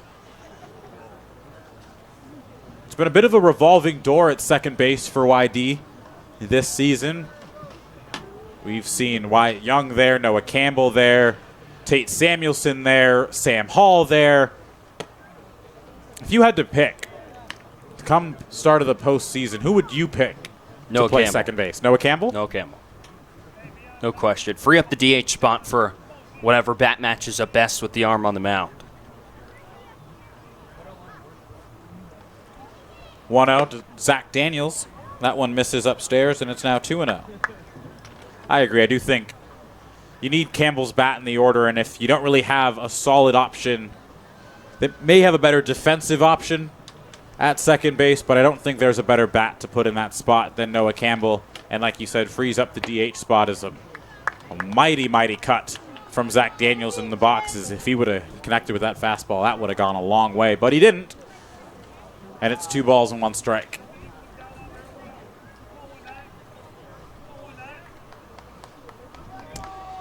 So as it stands now with King, Young, Campbell, and Wold, do you think this is YD's best infield? Yeah. I would agree. Well, he interchanged Tate Samuelson, maybe better matchup, a lefty on the mound would help out Tate a little bit, move him to first. Wold maybe in the DH, maybe out of the lineup. But give or take, yes, the other 3, absolutely without a question. Another big swing and a miss. That one gets past Wells, and Murray will move up 90 feet.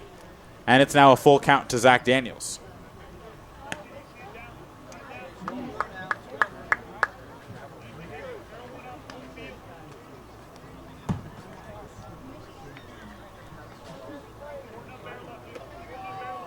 on, Chase.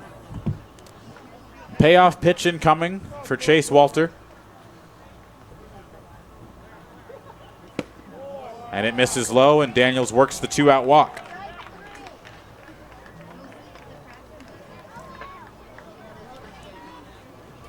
Two-out walks have been a killer for YD this season, and we'll see if The center fielder from West Walter Point. can work around it, as it's now Jacob runners on Hurtubise. first and second.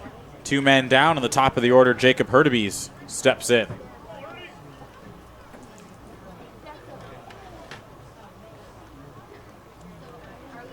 Hurtubise started the season with Harwich, made a couple of great defensive plays diving in center field to rob YD hitters for the Mariners. Now finds himself donning a different uniform, and he's behind in the count 0-1.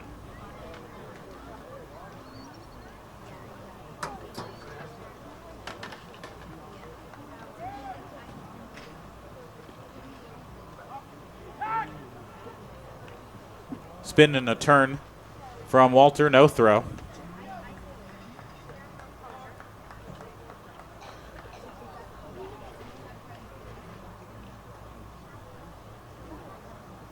Oh, 1 pitch. Chopped foul at the plate, and it's 0-2.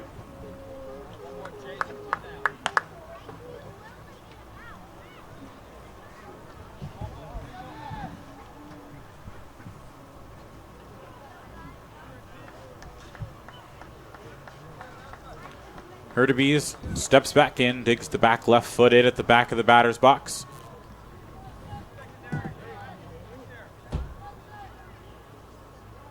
The 0-2. Misses outside, and it's now 1-2.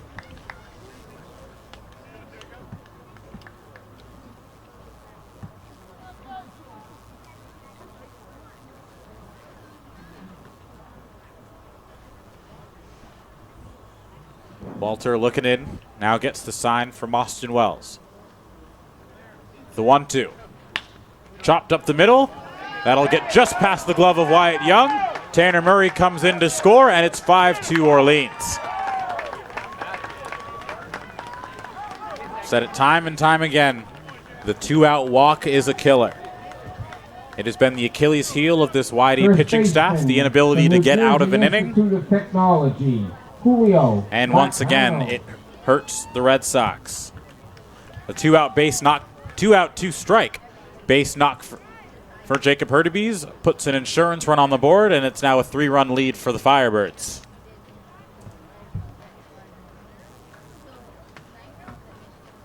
was a do-or-die play for Wyatt Young as he was ranging far to his left up the middle, just couldn't quite get a glove on it. Even if he couldn't have made the throw, would have kept Murray from scoring there on the play, but it just squeaked through. That one's once again chopped up the middle. Campbell will play the high hop. It kicks off his glove. They're waving in Daniels. Here's the throw, and it is not in time.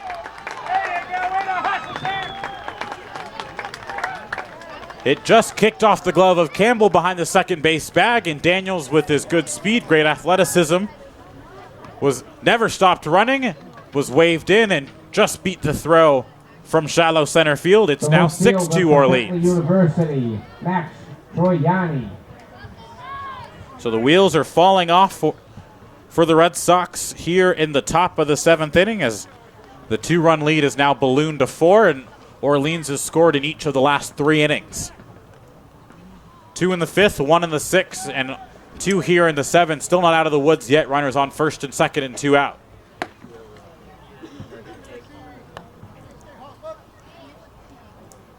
on, Chase.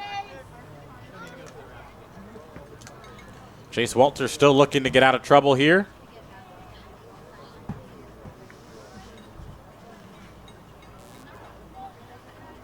The 1-0. That one misses upstairs, and it's now 2 balls, no strikes.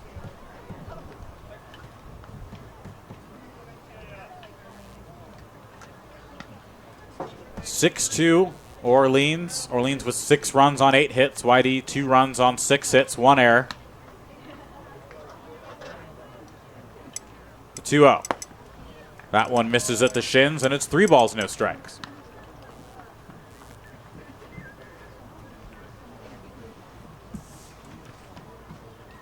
Action down in the Whitey bullpen as Nolan McCarthy is getting some warm-up tosses in.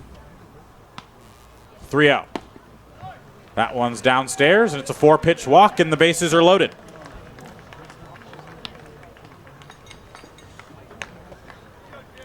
Two runs already in the inning off of Walter. Christian Wonders out of the dugout to have a conversation with his pitcher. Probably more so, if anything, just to calm him down here. Get his head back in it. As this one is teetering on the edge of getting out of hand for YD. They have consecutive walk or base hit, walk, base hit again, error, and then another walk. So disappointing here with 2 outs. Number 31 from the University of California at San Makes Diego. the back pick from Austin Wells that much more important, as this inning could really be bad had that initial first out not been recorded.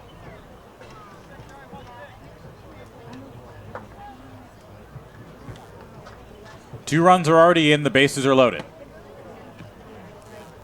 First pitch to Shea Whitcomb, misses inside, nearly caught the jersey, and it's 1-0. 5 straight balls now from Chase Walter.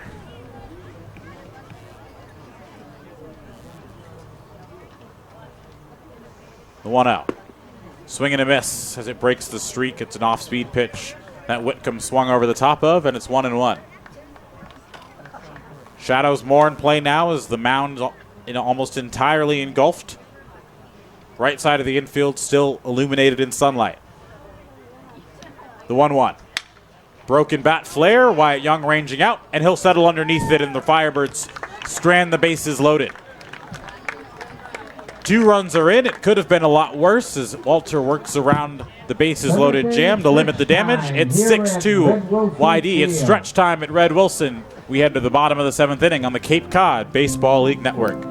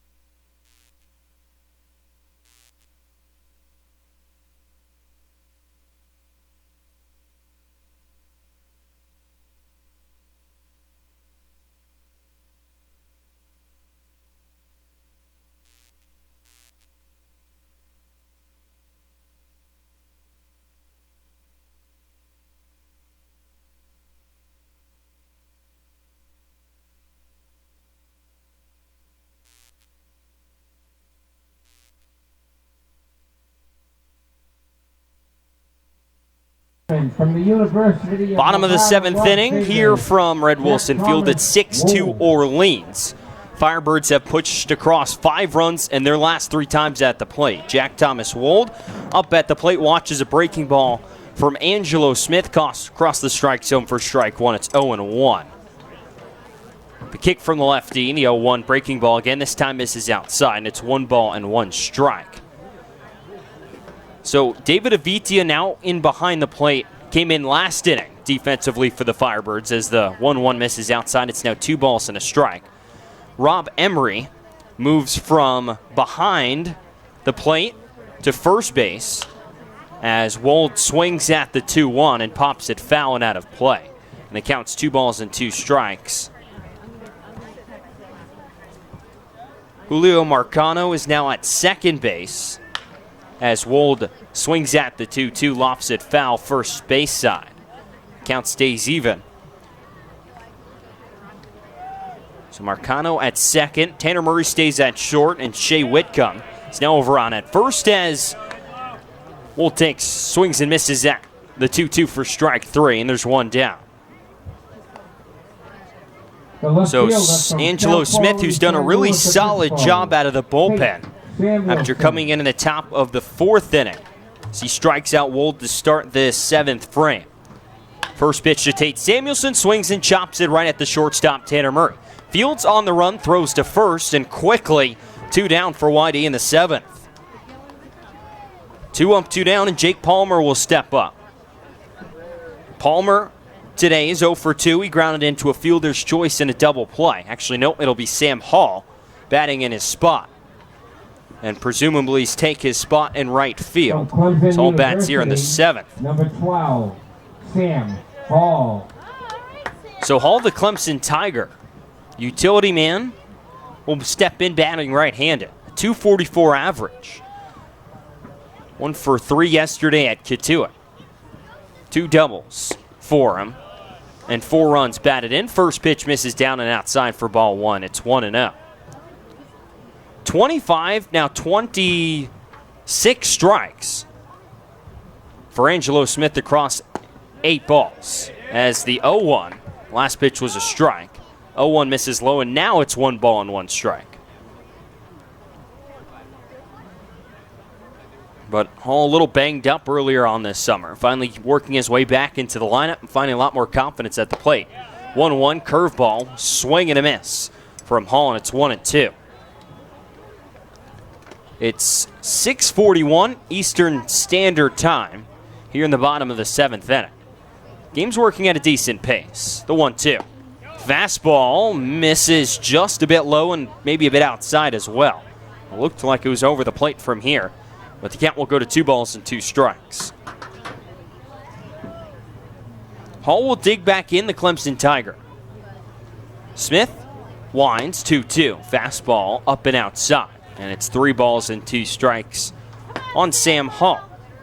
It's been all Firebirds in this one. Whitey took a 2-1 lead into the 5th inning.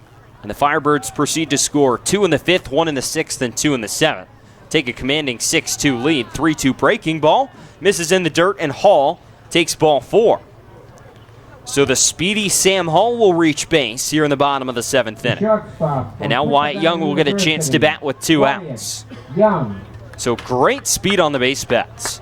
And one of the best hitters in the Cape in Wyatt Young, the league's leading hitter, is 1 for 3 today. He doubled in the 3rd.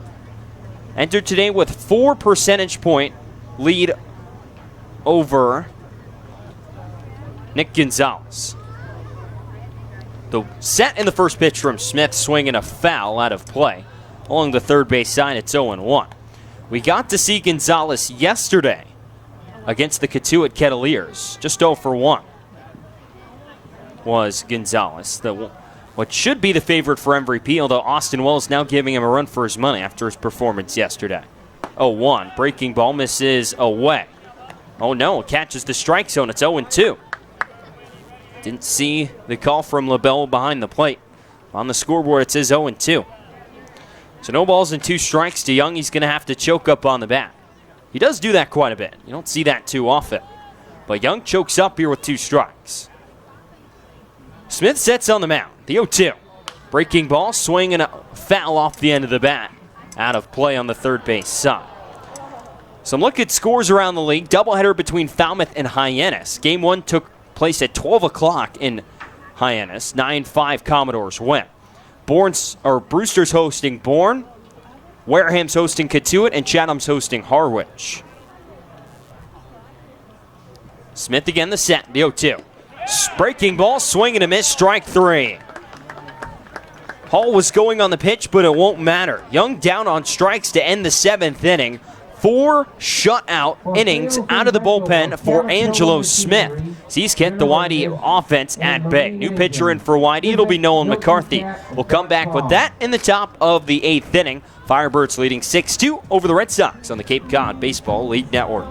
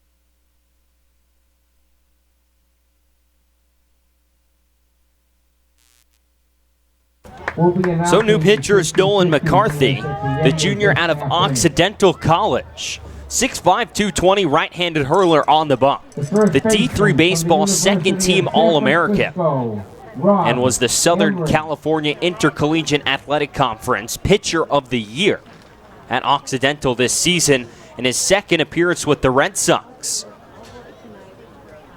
He'll get 5, 6, and 7. Rob Emery, Eddie McCabe, and David Avitia here in the top half of the 8th inning. Right-hander sets at the belt, out of the stretch, first pitch curveball, over for a strike. It's 0-1. McCarthy in his lone outing of the season, July 27th, 3 days ago against the Harwich Mariners.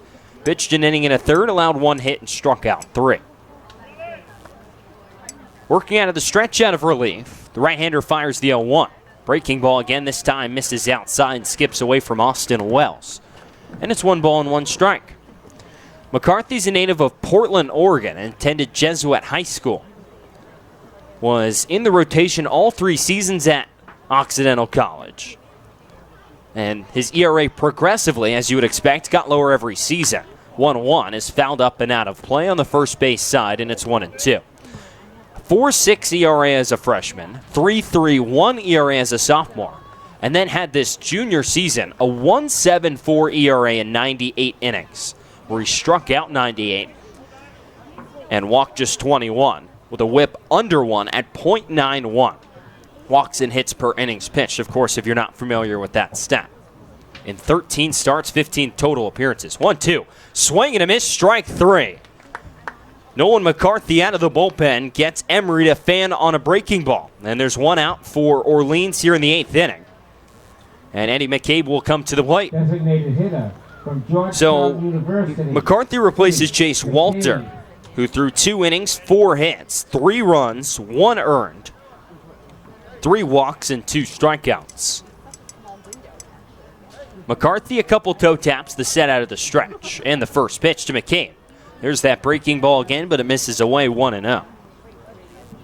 Get this, McCarthy had 7 complete games, 1 complete game shutout this season at Occidental, and went 6 innings at least, and 11 of his 13 starts as the 1-0 is chopped foul up the third base side. It's 1 ball and 1 strike. Also saved a pair of games. The only 2 appearances that he didn't start were saves this season. Was the go-to guy there at Occidental, a D3 school. He sets right at the belt level. And the 1-1. Fastball right down the middle, called a strike, and it's 1-2. Down there in Southern California. Just a breeding ground for great baseball talent, even at the D3 level. McCarthy showing what he can do up here in the Cape. 1 ball and 2 strikes. Right-hander sets the 1-2. Breaking ball, swinging, it's fouled out of play. Along the first base side, gets into the picnic area next to the concession stand over that way. Count stays at 1-2. TJ Mathewson and Andre Sims here with you from Red Wilson Field. Game 42 in the Cape League season.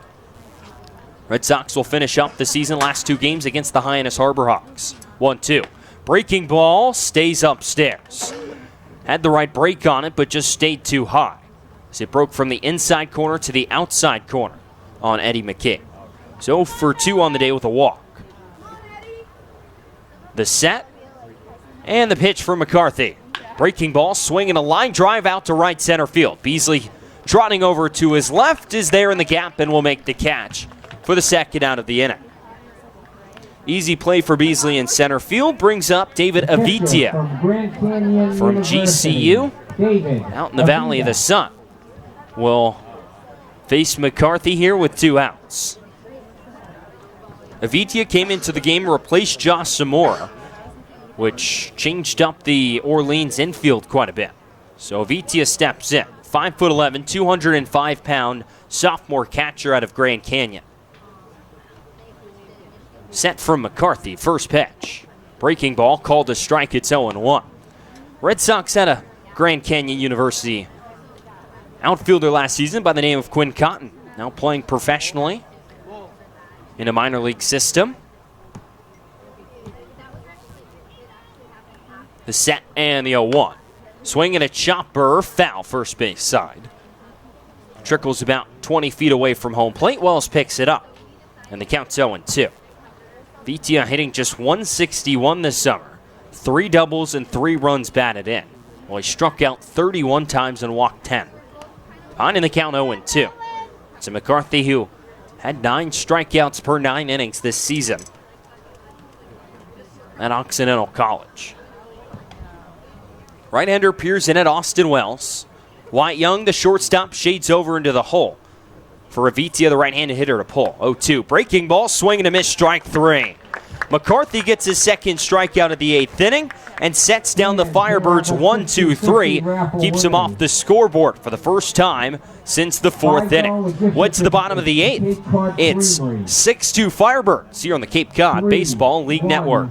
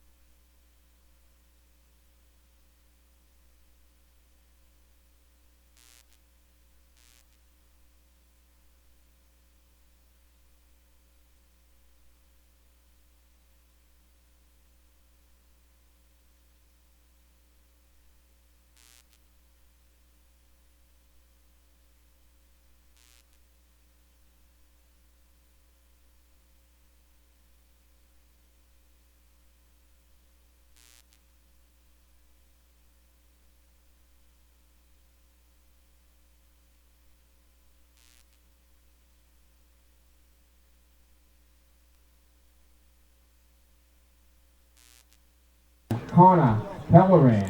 Connor Pellerin out on the mound for Orleans as they take the field in the bottom of the 8th inning. Whitey coming to bat, trailing by 4. It'll be 2, 3, and 4 in the Whitey lineup. Brad Beasley, Austin Wells, and Noah Campbell to face the Tulane product, the sophomore, Connor Pellerin, and his 13th appearance of the season for Orleans.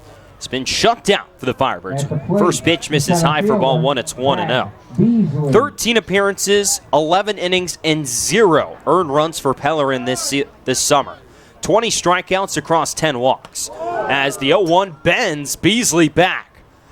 Fastball rode way up and inside. As Brad took a deep breath right there as he felt that one brush past his face. It's 2-0. Pellerin not quite the same success this spring at Tulane. 2-3, a 9.23 ERA in 26 innings, mostly out of the bullpen. 2-0, up and inside again, and bends Beasley back again. It's now 3-0. A couple of fastballs missing arm side to Beasley and brushing him back. 3 balls and no strikes here to Brad to start this bottom of the 8th inning. Pellerin sets 3-0. Fastball outside, this time misses glove side. And Beasley will take his 4-pitch walk to start the 8th inning. So Pellerin in relief of Angelo Smith, who had a very good outing out of the bullpen. 4 innings, 2 hits, no runs, 2 walks, 4 strikeouts, and bridged the way to get it to Pellerin, who struggled with command here to start to Brad Beasley in this 8th inning. Anyway, Pellerin, the 9.23 ERA this spring. 20 games, he started 2, so 18 of them out of the bullpen. A pair of saves in 26 innings. Struggled with the walks, 31 walks and 37 strikeouts. Native of Baton Rouge, Louisiana. 6'3", 210 pounds. First pitch to Austin Wells. Fastball, there's a strike. Called on the outside corner. It's 0-1. This season on the Cape, he's yet to give up an earned run in 11 innings. Been shut down for these Firebirds. 0-1. Called a strike again. It's 0-2. So Wells quickly in an 0-2 hole. Austin sometimes patient at the plate. He likes to get on base. 21 walks on the summer for the Arizona Wildcat, but he's behind 0-2. Happens when you watch the pitches. 0-2. Breaking ball. Strike 3 called on the inside corner. Wells not happy. He thought that one was inside. It's the breaking ball from Pellerin. Comes back to get Wells, and there's 1 down. So a 4-pitch walk and a 3-pitch strikeout to start this 8th inning. About as polar opposite as you can get. And now Noah Campbell will step to the plate. From the University of South Carolina. Campbell's reached all 3 times today. 2 walks and a single and a run scored in the second. Bats left-handed against Pellerin. Hurtubise in center, shifts over slightly towards left center. First pitch misses outside. To Campbell, it's 1-0. Noah entered today hitting .320 and .421 over his last 10 games. The 1-0. Fastball misses outside again, and it's 2-0. Firm fastball there from Pellerin. So normally to get the velos here at home, no speed gun here at Red Wilson Field. Where our broadcast booth is located, you can peek out the window and look over the shoulder of a scout. It's usually holding a stalker, which is a speed gun. 2-0 misses outside. It's now 2-1. So if you catch him at the right time, you can see the velocities. Solid velo there from Pellerin. Looks like it's well into the 90s. 2-1. Fastball. Called a strike on the outside corner. It's 2-2. We have TrackMan here at Red Wilson Field. All 10 teams on the Cape do have TrackMan, which calculates, I believe, 26 different data points with every pitch, which velocity is 1. 2-2. Breaking ball misses inside. Now 3 balls and 2 strikes on Campbell. That one looked very similar to the one that Joseph Labello ringed up Austin Wells with just a batter ago. That TrackMan, it's really some special piece of equipment. Hung right behind home plate. The 3-2. Fastball swinging a grounder right at the third baseman through the wickets of Whitcomb and into left field. A tricky hop for Shea Whitcomb at third. It splits. His wick hits and goes right into left field. He brought his glove up just a little bit too much, and it scoots past him, and a base hit. It looks like, no, it'll be an error on Whitcomb. And there'll be 2 on and 1 down here for Carson Taylor. So Campbell reaches on the E5. He's reached all 4 times, and Taylor will now step to the plate. He's got 2 runners on and 2 home runs this season. Coincidentally, both of them are 3-run home runs. Pellerin sets. First pitch. Fastball misses low and inside. It's 1-0. Taylor's extended his hitting streak to 4 games. He singled and scored a run in the 2nd inning. Has grounded out a pair of times since then. Batting left-handed, the 1-0. Fastball misses away. Joseph LaBelle doesn't raise that right fist and call a strike, and the count's 2-0. Good speed on the base paths. Beasley at second. He has 3 stolen bags. Noah Campbell on at first. He has 6. Set from Pellerin. 2-0. Fastball misses away. It's 3-0. It's been erratic batter to batter here with Pellerin. Either all strikes or all balls for the most part. Hurtubise again shifted over towards left center with the hard-throwing Pellerin on the mound. Right-hander out of Tulane fires the 3-0. Fastball. That one's called a strike on the outside corner. It's 3-1. Sunset right around 8 o'clock, so about an hour from now here in South Yarmouth. Right at 7 o'clock Eastern Standard Time. 3-1. Fastball swinging, it's fouled out of play along the third base side, and it's now full count on Taylor, 3-2. Riley King awaits on deck. Red Sox trailing by 4 runs here in the bottom of the 8th. 4 runs to tie, and 5 to take the lead. Pellerin gets his sign. Comes set at the chest. 3-2. Down low, ball 4. Good at bat from Carson Taylor. He works the count full and works his way on base, and the bases are loaded for Riley King, and he's the tying run at the plate. King is 1 for 3 on the day. He singled in the 4th inning, and aside from that, popped out in the 2nd inning and struck out in the 6th. He's got 3 home runs on the season. And now a visit out on the mound from the Orleans pitching coach. There is an arm up and tossing in the Orleans bullpen. See if he flashes his numbers, I can see who he is.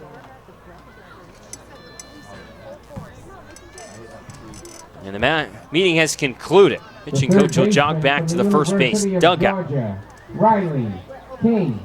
As now we're going to have a pinch runner on over at first. RJ Yeager will pitch run for Carson Taylor. A little bit better speed on the base paths with the Mercer product, RJ Yeager, called off the bench. RJ Yeager. So the Georgia Bulldog, Riley King, will step to the plate. Base is juiced full of Red Sox, and 1 out here in the bottom of the 8th inning. He's the tying run. With Pellerin sets first pitch. Breaking ball. Called a strike, it's 0-1.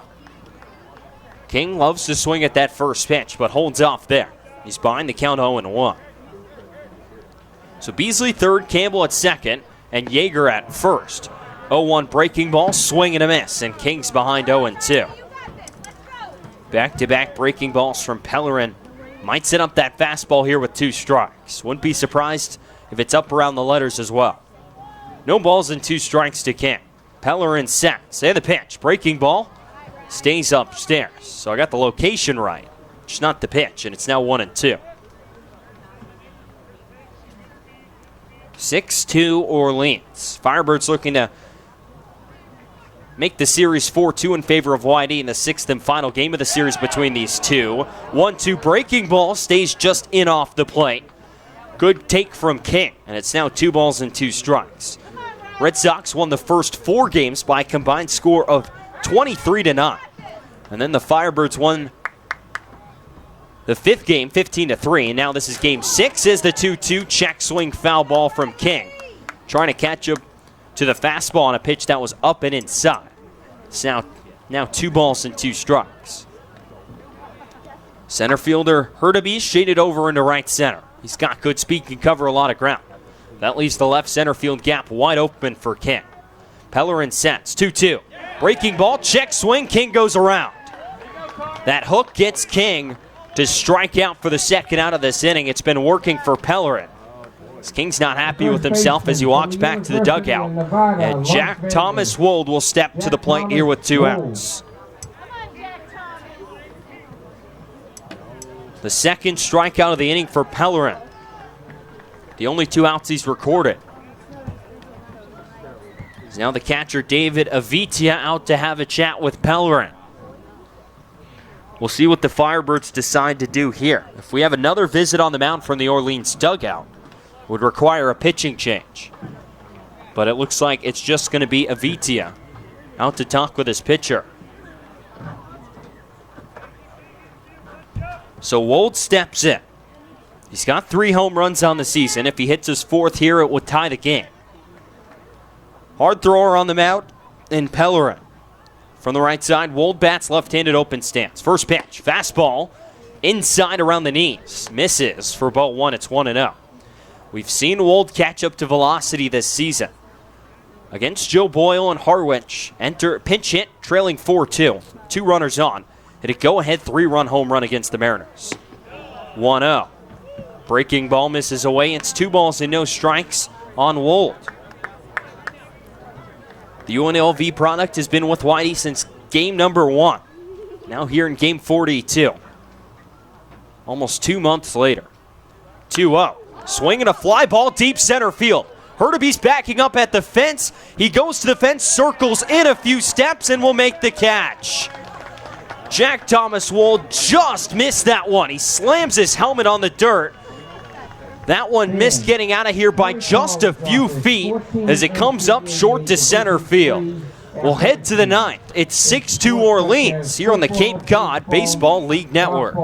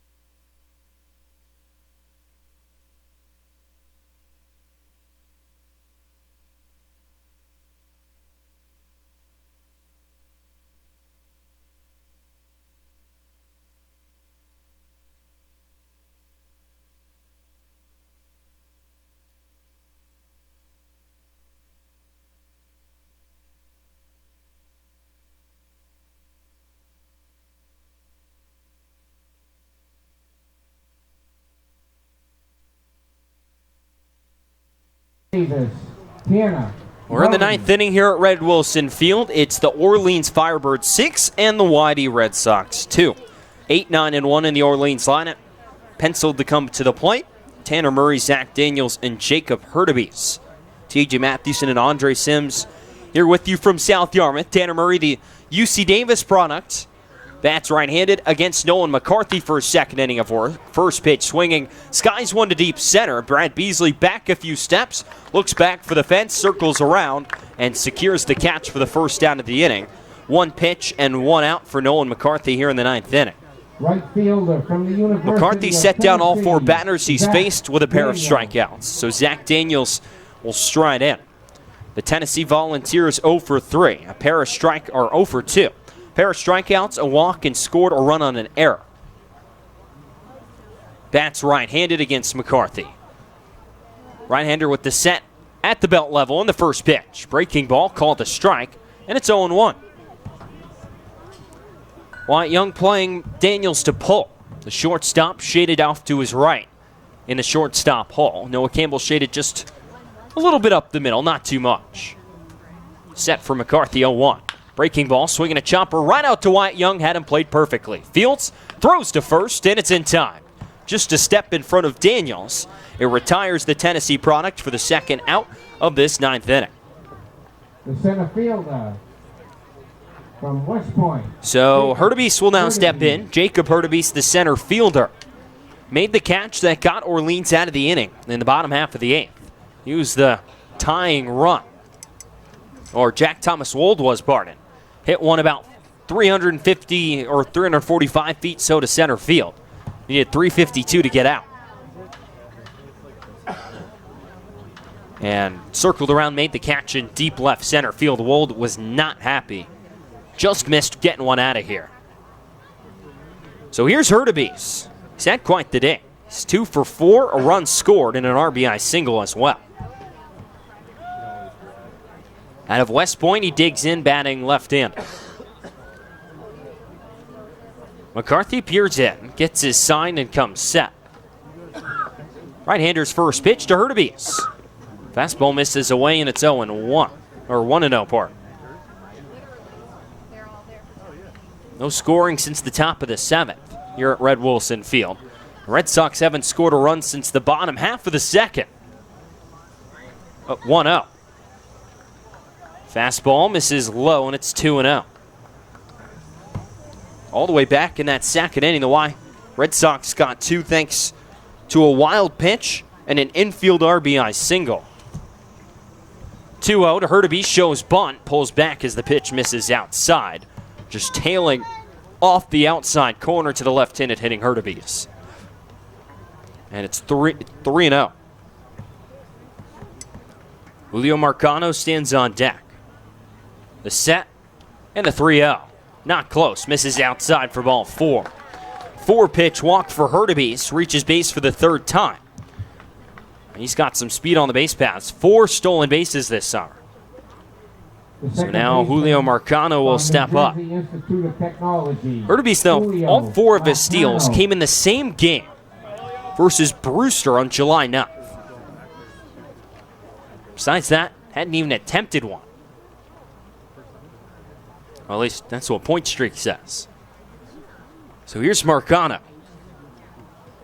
Singled, laid down a sacrifice bunt, reached on an error as he lines one over the head of Noah Campbell and into left center for a base hit. Hurtubise rounds 2nd, he'll cruise into 3rd. A 2-out base hit from Julio Marcano. His back-to-back runners reach here with 2 outs against McCarthy. And the dangerous Max Troiani will stride to the plate. Troiani roped an RBI single to left field his last time up. He's 1 for 3. Or pardon, two times up ago he had an RBI single back in the 6th inning. And he walked his last time up in the 7th.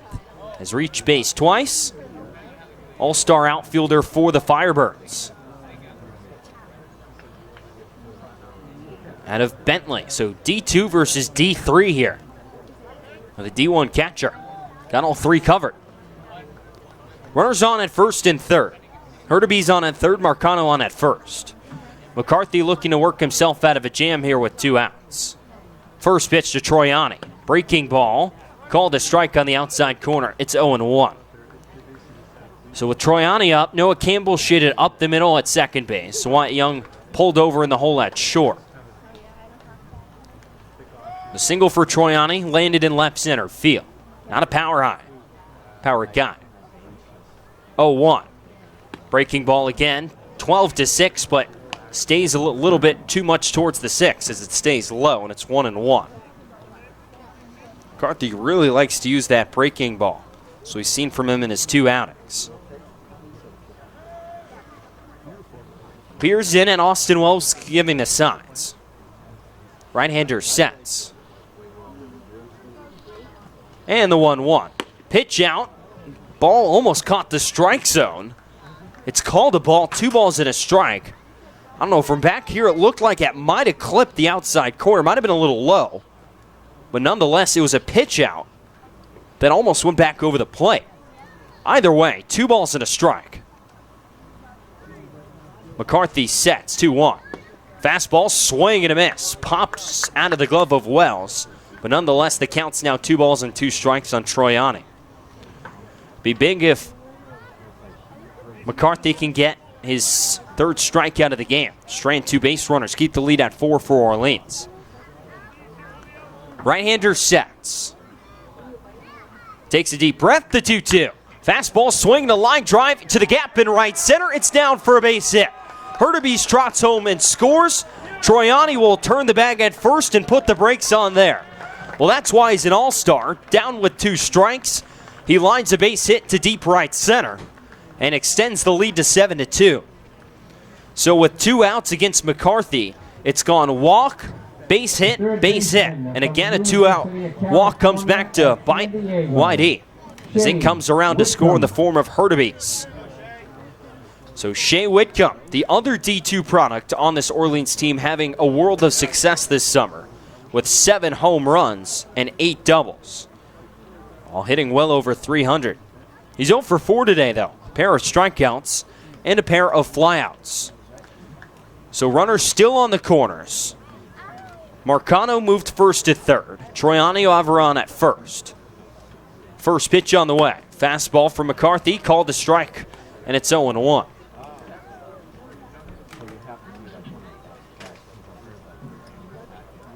That big insurance run here in the top half of the 9th inning. We'll see if it even matters.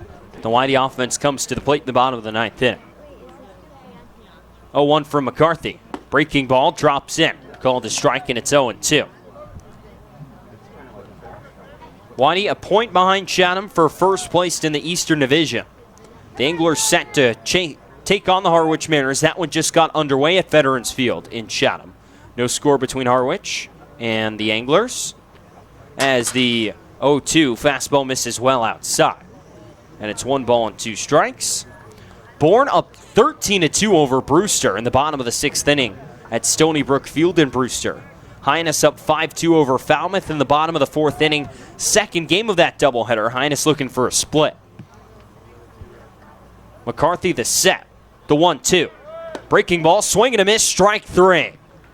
Finally, McCarthy able to get out of this 9th inning. Picks up his 3rd strikeout in 2 innings.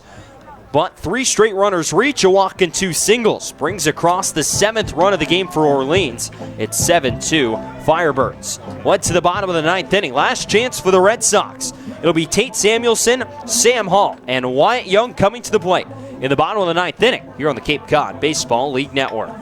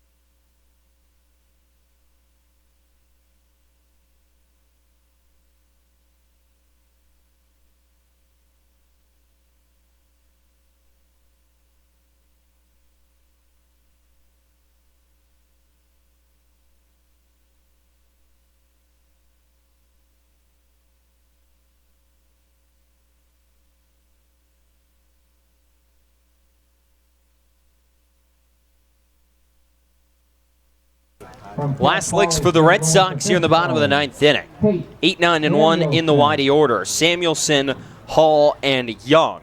The last 3 penciled to come to the plate. Connor Pellerin out for his 2nd inning of work. He dodged around bases loaded trouble. Got Jack Thomas Wold to fly out to deep left center field to end the threat. As the first pitch misses down and outside to Samuelson, 1-0. If Wold had got that maybe 10 feet further, might have left the ballpark here at Red Wilson and tied this game up at the point. Orleans now up 7-2 as the 1-0 check swing. They appeal down to first, and Doug Isham says that Samuelson didn't go around. It's 2-0. Red Sox offense has just been silent since the 2nd inning. Just 2 runs on 6 total hits. 2-0 called a strike. And it's now 2 balls and a strike on Samuelson. Quickly working as Pellerin, 2-1. Breaking ball that was so lethal in that 8th inning. Swing and a miss from Samuelson, and it's 2-2. Combination of the hard fastball and the breaking ball.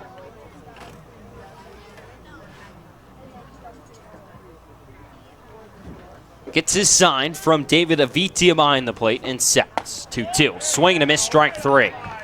Samuelson cuts through a fastball, and there's one down here in the 9th inning. The 3rd strikeout of the day for Pellerin. So Hall will step in. Hall. His last time up, he walked back in the 7th inning, but was left stranded out on the base paths.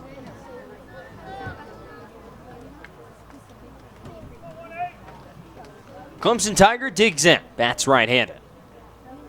Pellerin's been working exclusively out of the stretch. He sets first pitch, swing, and it's fouled out of play. Behind home plate, and it's 0-1. It was a beautiful day in Yarmouth today, maybe a little warm. But could have asked for a better day to play baseball as we wind down this 2019 Cape League season. Game 42 for YD. 0-1, swing and a miss from Hall, and it's 0-2. Currently 80 degrees, 75% humidity here in South Yarmouth, with the heat index at 85. Can't ask for much more from some of the wacky weather we've seen this summer. 0-2 to Hall. Breaking ball, check swing. They appeal down to first, and they say Hall goes around. 2 up and 2 down for Pellerin here in the 9th inning, both on swinging strikeouts. The 4th of the day for Pellerin. And the Red Sox are down to the last out. It won't be Wyatt Young, it'll be Ron Washington Jr. Now batting for the Red Sox. So Washington will pinch in. Number 29. Getting in that bat here in the back end of this ball game. The Pitt product, the sophomore, will dig in. 6-1, 225 in the righty boxes. Washington, first pitch breaking ball called a strike from Pellerin. And it's 0-1. Just 1 for 9 so far is Washington. 2 walks, 4 strikeouts. No extra base hits or RBIs. Pellerin kicks the 0-1. Breaking ball again. This one stays inside. And it's 1-1.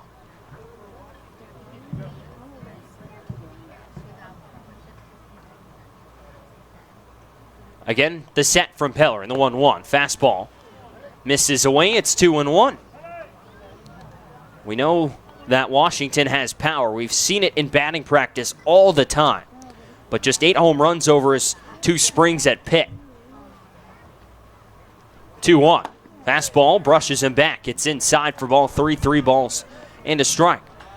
He's coming off a sophomore campaign in 39 games. He hit .306 with a pair of home runs and 17 doubles. With also a really good throwing arm from the outfield. 3-1. Fastball called a strike on the outside corner. It's 0-2. Or 3-2, pardon, on Washington. So the payoff pitch will come here to Ron Washington Jr. Could decide this ball game here at Red Wilson Field. The set from Pellerin, the 3-2. Fastball stays upstairs for ball 4, and the game extends. Washington works a full count walk, and Brad Beasley will step in and face Pellerin for the first time. Beasley was the first batter that Pellerin got to face, and he walked him on 4 pitches back in the 8th inning. So Beasley will dig in. The junior out of Cal Poly. Pellerin a set, and the first pitch. Fastball outside. The 5th straight ball Beasley has seen from Pellerin. It's 1-0. Tomorrow, YE will travel to Hyannis to face the last place Hyannis Harbor Hawks. Currently 7-32-2. 1-0. Breaking ball called a strike. It's 1-1. We'll finish up the season with a home-and-home with Hyannis. And probably sit either 2nd and 3rd in the Eastern Division. 1-1. Swinging a chopper foul, third base side. And again, the Red Sox are down to their final strike. It's 1-2 on Beasley. With this win, the Firebirds can move up to 44 points. Still in 3rd place in the Eastern Division. Pellerin gets his sign from Avitia and sets. The 1-2. Fastball actually looked breaking ball. Misses outside. It's now 2 balls and 2 strikes. Straight up on the infield and outfield is Orleans with Beasley at the plate. The 2-2. Fastball, swing, and it's fouled out of play on the first base side as Beasley stays alive. Austin Wells looking to get a chance to hit. He's on deck. So we're nearing the conclusion of game 42 this Cape League season here at Red Wilson Field. The set from Pellerin, the 2-2. Breaking ball, fouled back again. Good fight here from Beasley at the plate. As he keeps the count at 2 balls and 2 strikes. Has fouled off a few pitches here with 2 strikes. He digs back in. Hunched over a bit in his stance in the righty box. 2-2. Breaking ball, fouled back again. Pellerin keeps trying to go to that sharp breaking ball. Looks like a slider. And Beasley keeps fouling it back. We'll see if he maybe tries to change the eye levels here with that hard fastball. He gets his sign and sets. The 2-2. Fastball swinging a line drive deep right center field. Hurtaby's chasing back and watches it one hop the wall. Washington rounds the bag at second. He's held up there. Beasley, a 2-out, 2-strike double. Keeps this game rolling. Runners on at second and third, and Austin Wells now at the plate.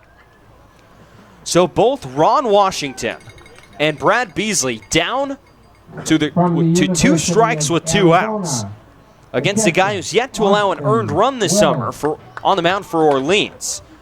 And Washington works a walk, and Beasley works a double. That will bring up what could possibly be the league's MVP in Austin Wells. 0 for 4 day for Wells with a pair of strikeouts. Pellerin sets in the first pitch. Breaking ball. Called a strike. It's 0-1. Wells, his last time up, did strike out one of the 2, and that was against Pellerin. The Tulane product has got 4. Sets on the mound, and the 0-1 to Wells. Breaking ball fouled off on the first base side, in on the hands of Wells, and it's 0-2.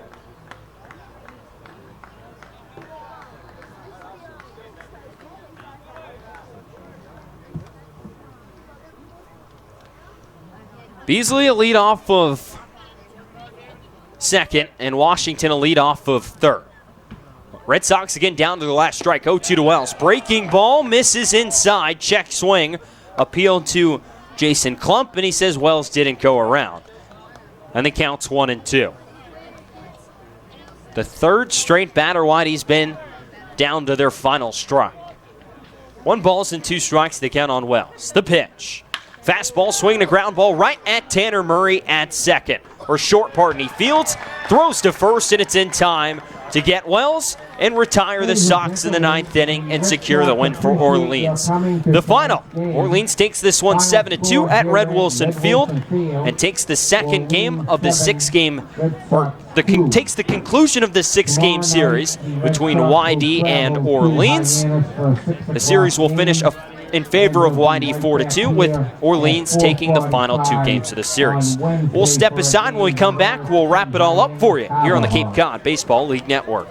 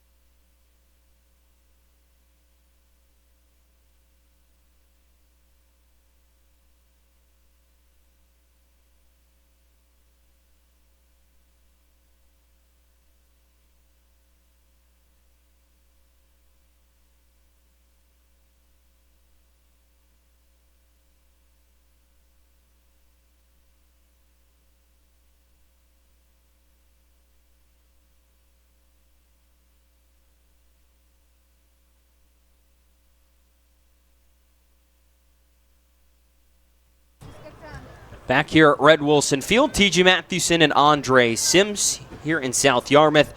Red Sox fall in Game 42 of this 2019 season, 7-2 to Orleans Firebirds. Firebirds will take their second game of the 6-game series with YD this season and end the series 4-2 in favor of YD. Andre, today we saw John Beller initially looking really strong out of the gates and then gave up a pair of solo home runs in the 5th inning that eventually leads him being tagged in the loss. I think the line's a little bit misleading of how good he was today. Gave Red Sox 5 really solid innings and a chance to win there early. Yeah, it was a really tough luck loss for John Beller. He pitched very well, and even in that 5th inning, it's 2 bad pitches, 2 solo home runs, kind of the Jack Leftwich problem that we saw earlier in the season when he gave up 4 earned that were all solo home runs. You really can't knock a pitcher for making 2 bad pitches over 5 innings and really costing himself because of that. His offense didn't help him out in this one, just the 2 runs in the 2nd inning and nothing after that. And so I think if you're John Beller, you have to like what you saw today. Only 4 hits allowed, 6 strikeouts. The big thing for me, TJ, he didn't walk anybody in this ball game. Those 2 home runs could have been a lot worse, but they weren't because of the fact that he was so effective in the zone and not allowing the free passes. So this YD offense today, not a great performance from them. They left, I think by my count, 9. I'll recount later. But a lot of runners left on base today. They had their opportunities against this Orleans bullpen. And a combination of Angelo Smith and Connor Pellerin really shut them down. They had bases loaded in the 8th inning, 2 on in the 9th inning, left 1 on in the 7th inning as well. And it didn't seem right today for the YD bats that had been so hot over the last 2 days. Yeah, definitely a coming back down to earth type of night for YD in this one, and that's concerning. And I think that's one of the biggest things that this team has to address going forward is that in the playoffs, in Game 42, you can get away with leaving a bunch of runners on. You maybe have a dud of a game offensively, largely irrelevant at this point of the season. Game 1, Game 2, you can't have that. This has been the problem. The biggest issue for this YD offense is leaving runners on, and especially, you think about it on the other side where the pitchers struggle with finishing innings and getting out of inning when there are 2 outs. That same issue prevents itself on the inverse where they can't get that big hit sometimes. They leave a ton of runners on, and that's something that's not going to fly. That's certainly not conducive to a deep playoff run for this team. Yeah, what I would say to that is you look at the last 2 nights, and when this offense is driving in everyone, I would say tonight maybe just a little bit of a regression back to the mean. Absolutely. And find somewhere in between with the middle ground, more than the 2 runs that the Red Sox had today. So with the loss, the Red Sox will fall to 22-17-3 on the season and stay right put with 47 points at 2nd place in the Eastern Division. With the win, Orleans moves to 20-16-4 in the season, pick up their 43rd and 44th points on the season and stay in 3rd place in the Eastern Division. Red Sox will be at Hyannis tomorrow to face the last place Harbor Hawks. First pitch set for 6 o'clock there at McKeon Park. One last time, the final lines. Orleans, 7 runs on 10 hits and 1 error. The Red Sox, 2 runs on 7 hits and 1 error. John Beller gets the loss. Angelo Smith gets the win. No save recorded here at Red Wilson Field. So tomorrow, we'll talk to you from McKeon Park. For Andre Sims, I'm TJ Mathewson saying so long and good night from South Yarmouth.